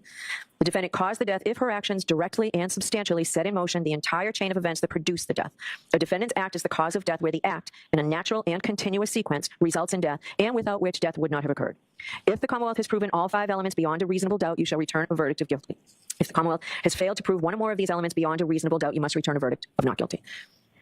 Now, the lesser offense of manslaughter while operating a motor vehicle under the influence of liquor includes the lesser offense of involuntary manslaughter. As a matter of law, the indictment that is before you, which charges the defendant with manslaughter while operating a motor vehicle under the influence of liquor, also charges her with the lesser included offense. The Commonwealth may prove the lesser included charge of involuntary manslaughter, even if it fails to prove the greater charge of manslaughter while operating a motor vehicle under the influence of liquor. So I will define involuntary manslaughter. To prove that the defendant is guilty of involuntary manslaughter because of wanton or reckless conduct, the Commonwealth must prove the following elements beyond a reasonable doubt. First, that the defendant caused John O'Keefe's death. Second, that the defendant intended the conduct that caused John O'Keefe's death. Third, that the defendant's conduct was wanton or reckless. I will now discuss each element in more detail. The first element is that the defendant caused the death of John O'Keefe. Remember, Ms. Reed caused John O'Keefe's death if her actions directly and substantially set in motion the entire chain of events that produced the death. A defendant's act is the cause of death where the act, in a natural and continuous sequence, results in death and without which death would not have occurred. The second element is that the defendant intended the conduct that caused the death. The Commonwealth is not required to prove that the defendant intended to cause the death. You may consider any credible evidence that the defendant was affected by her consumption of alcohol. The third element is that the defendant's conduct was wanton or reckless. Wanton or reckless conduct is conduct that creates a high degree of likelihood that substantial harm will result to another. It is conduct involving a grave risk of harm to another person that a person undertakes with indifference or with disregard of the consequences of such conduct. Whether conduct is wanton or reckless depends either on what the defendant knew or how a reasonable person would have acted knowing what the defendant knew. If the defendant realized the grave risk created by her conduct, her subsequent act amounts to wanton or reckless conduct, whether or not a reasonable person would have realized the risk of grave danger. Even if the defendant herself did not realize the grave risk of harm to another, the act would constitute wanton or reckless conduct if a reasonable person, knowing what the defendant knew, would have realized the act posed a risk of grave danger to another. It is not enough for the Commonwealth to prove the defendant acted negligently, that is, in a manner that a reasonably careful person would not have acted. The Commonwealth must prove that the defendant's actions went beyond negligence and amounted to wanton or reckless conduct, as I have defined them. In deciding whether the defendant knew or should have known her conduct created a high degree of likelihood that substantial harm would result to another, you may consider credible evidence that the defendant was affected by her consumption of alcohol. A defendant may have the requisite knowledge even if she consumed alcohol, but you may consider such evidence in determining whether the Commonwealth has proved this element. Now, the offense of manslaughter while operating a motor vehicle under the influence of liquor also includes the lesser offense of motor vehicle homicide, felony OUI liquor, and negligence. As a matter of law, the indictment that is before you, which charges the defendant with manslaughter while operating a motor vehicle under the influence of liquor, also charges her with the lesser included offense. The Commonwealth may prove the lesser included charge of motor vehicle homicide, even if it fails to prove the greater charge of manslaughter while operating a motor vehicle under the influence of liquor. You may find the defendant guilty of motor vehicle homicide only if you are not convinced beyond a reasonable doubt that the defendant is guilty of manslaughter. Oh my God, there's so much to consider. And you are convinced beyond a reasonable doubt that the defendant is guilty of motor vehicle homicide. So I will define that for you now. In order to prove the defendant guilty of motor vehicle homicide, the Commonwealth must prove the following five elements beyond a reasonable doubt. First, that the defendant operated a motor vehicle. Second, that she operated the motor vehicle upon a public way or in a place in which the public has a right of access. Third, that while the defendant was operating the motor vehicle, she was under the influence of intoxicating liquor and or the percent of alcohol in the defendant's blood was 0.08 or greater. Fourth, that while operating a motor vehicle, the defendant did so in a negligent manner so that the lives or safety of the public might be endangered. Fifth, that by such operation of the motor vehicle, the defendant caused the death of John O'Keefe. Elements 1, 2, 3, and 5 are the same as manslaughter while under the influence of alcohol, as I previously instructed you just moments ago. The difference between manslaughter while operating under the influence and motor vehicle homicide is the fourth element. To prove the fourth element of motor vehicle homicide, the Commonwealth must prove beyond a reasonable doubt that the defendant drove negligently in a manner that might have endangered the lives or safety of other people. A person acts negligently when she fails to use due care. That is, when they act in a way that a reasonable person would not act. This can happen either by doing something that a reasonable person would not do under the circumstances, or by failing to do something that a reasonable person would do. The defendant acted negligently innocently if she drove in a way that a reasonable person would not have, and by doing so created an unnecessary danger to other people, a danger that could have avoided, that she could have avoided by driving more carefully. The defendant's intent does not matter, so do not consider it in determining whether or not the defendant was negligent. There is no requirement that the Commonwealth show that the defendant intended to act negligently or unlawfully. Under our laws, public safety requires each driver to determine and to adhere to an objective standard of reasonable behavior What's the other lesser charge? of other people, and how well she could see and control her vehicle, weather, and the road conditions, what any other vehicles. The next indictment is leaving the scene of an accident resulting in death. In order to prove the defendant guilty of leaving the scene of an accident resulting in death, the Commonwealth must prove 6 things beyond a reasonable doubt. First, that the defendant operated a motor vehicle. Second, that she operated on a public way or in a place in which the public has a right of access. Third, that the defendant knowingly collided with John O'Keefe. Fourth, that the collision caused injury to John O'Keefe, resulting in his death. And fifth, that after causing such injury, the defendant failed to stop and provide name, home address, and registration number of the motor vehicle. And sixth, that the defendant failed to do so for the purpose of avoiding prosecution or apprehension. Jurors, I've already instructed you on the first and second elements. The other 4 elements should be given their plain meaning, and the parties agree that I do not need to define them any further. Save a little time for you. Nice. As a general rule, you are permitted but not required to infer that a person who intentionally uses a dangerous weapon on another person intends to kill that person or cause him grievous bodily harm, or intends to. Is the court back in session? I think she's just going to dismiss for the day, right? Let's see what she says. Thank you. Be seated. All right, jurors. So as you know, I sent you in a note at 4 o'clock asking if you wanted to go home and come back tomorrow. You said yes. I apologize. It took us so long to get everybody together to do this. So I'm going to excuse you for today. When you come back tomorrow, you will start again after coming into the courtroom. So I do have to give you those 3 cautions, and the cautions also concern the alternate. So please do not discuss this case or any aspect of this case with anybody. Do not do any independent research or investigation into this case. If you happen to see, hear, or read anything about this case, please disregard it and let us know. You've all worked so hard for this last 8, 9, 10 weeks, however long it is. 8, 9, 10 weeks of agony. Let's just make sure that you continue to be as secure in how you've done things as you can. We really appreciate it. So we will see you tomorrow morning. Have a good night. All right, the jury has been sent home for the day. Football. I think we'll get a verdict tomorrow. Guys, jury up. Jim? Okay. Jesus, this must be so nerve-wracking. No verdict today. They deliberated for what, 2-3 hours?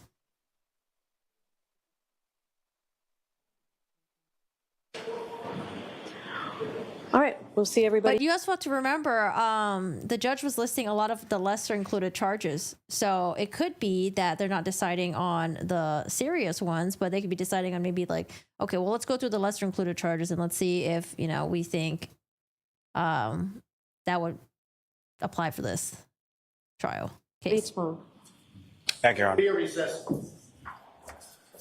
Okay, jury's at home for the day. Do an act which, in the circumstances known to him, a reasonable person would know creates a plain and strong likelihood that death would result.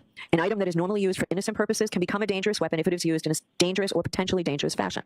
The law considers an item, in this case a motor vehicle, to be used in a dangerous fashion if it is used in a way that it reasonably appears to be capable of causing serious injury or death to another person.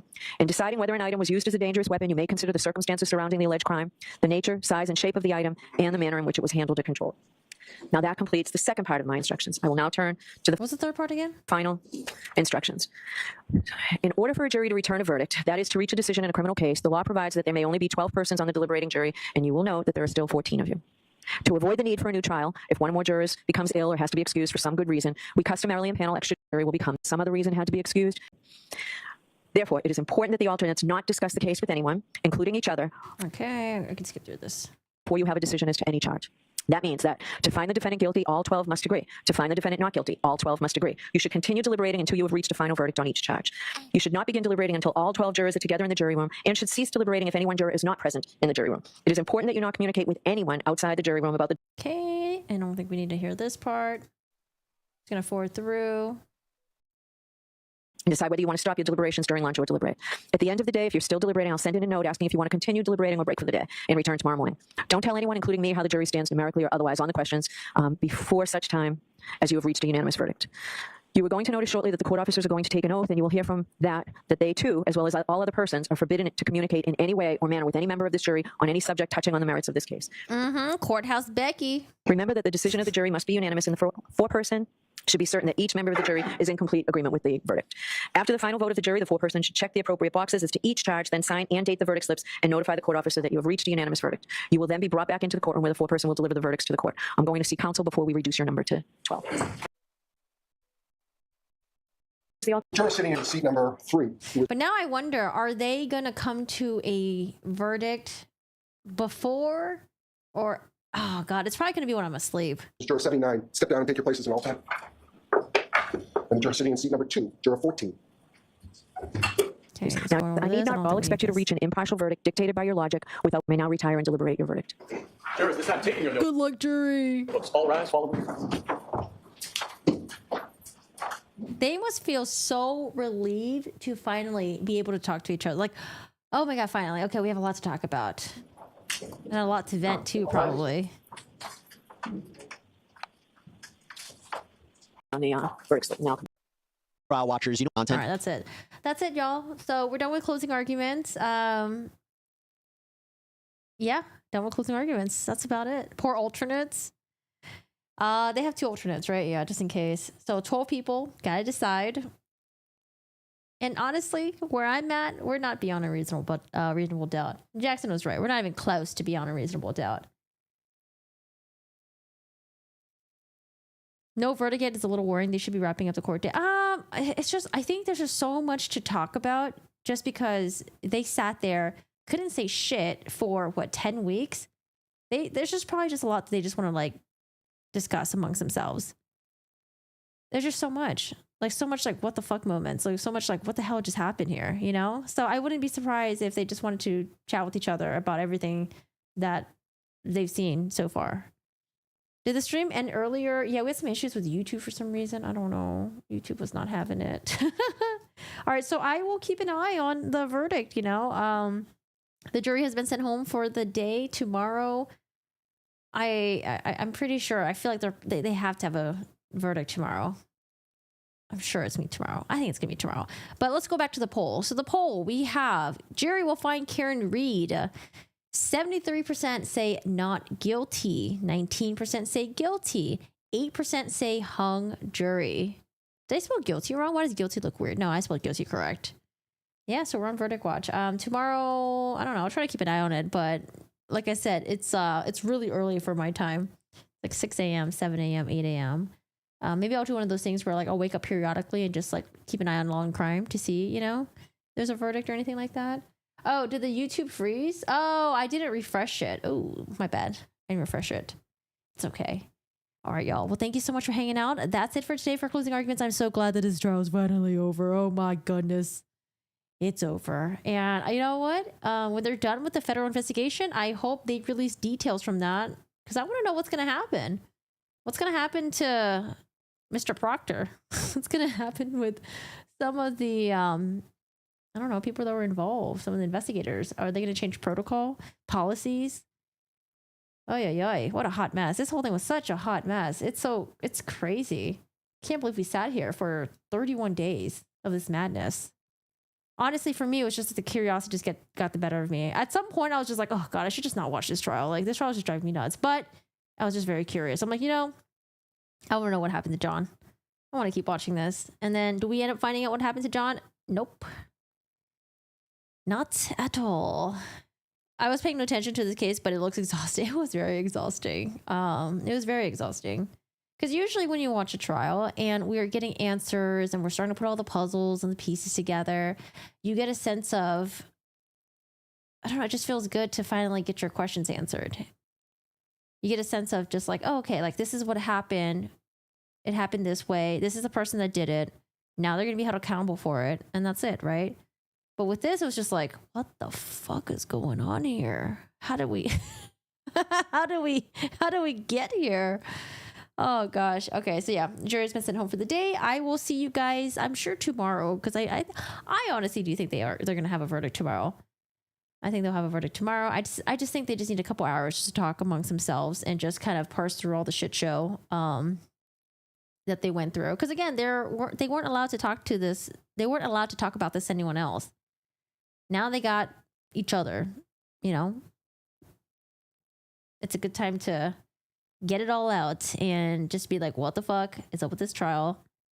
Are you guys feeling the way that I'm feeling too? But I don't know. Maybe some people in there are, you know, maybe they don't feel as exhausted as we are. I feel like I'm exhausted, very exhausted, mentally exhausted. Thanks, Kiki, Daniela, Master Commander. Yeah, I hope you guys have a good one. Nikita as well. CMB, Morden. You guys take care. I will see you guys later, Truth. And I think I'll see you guys tomorrow. Have a good one. For Twitch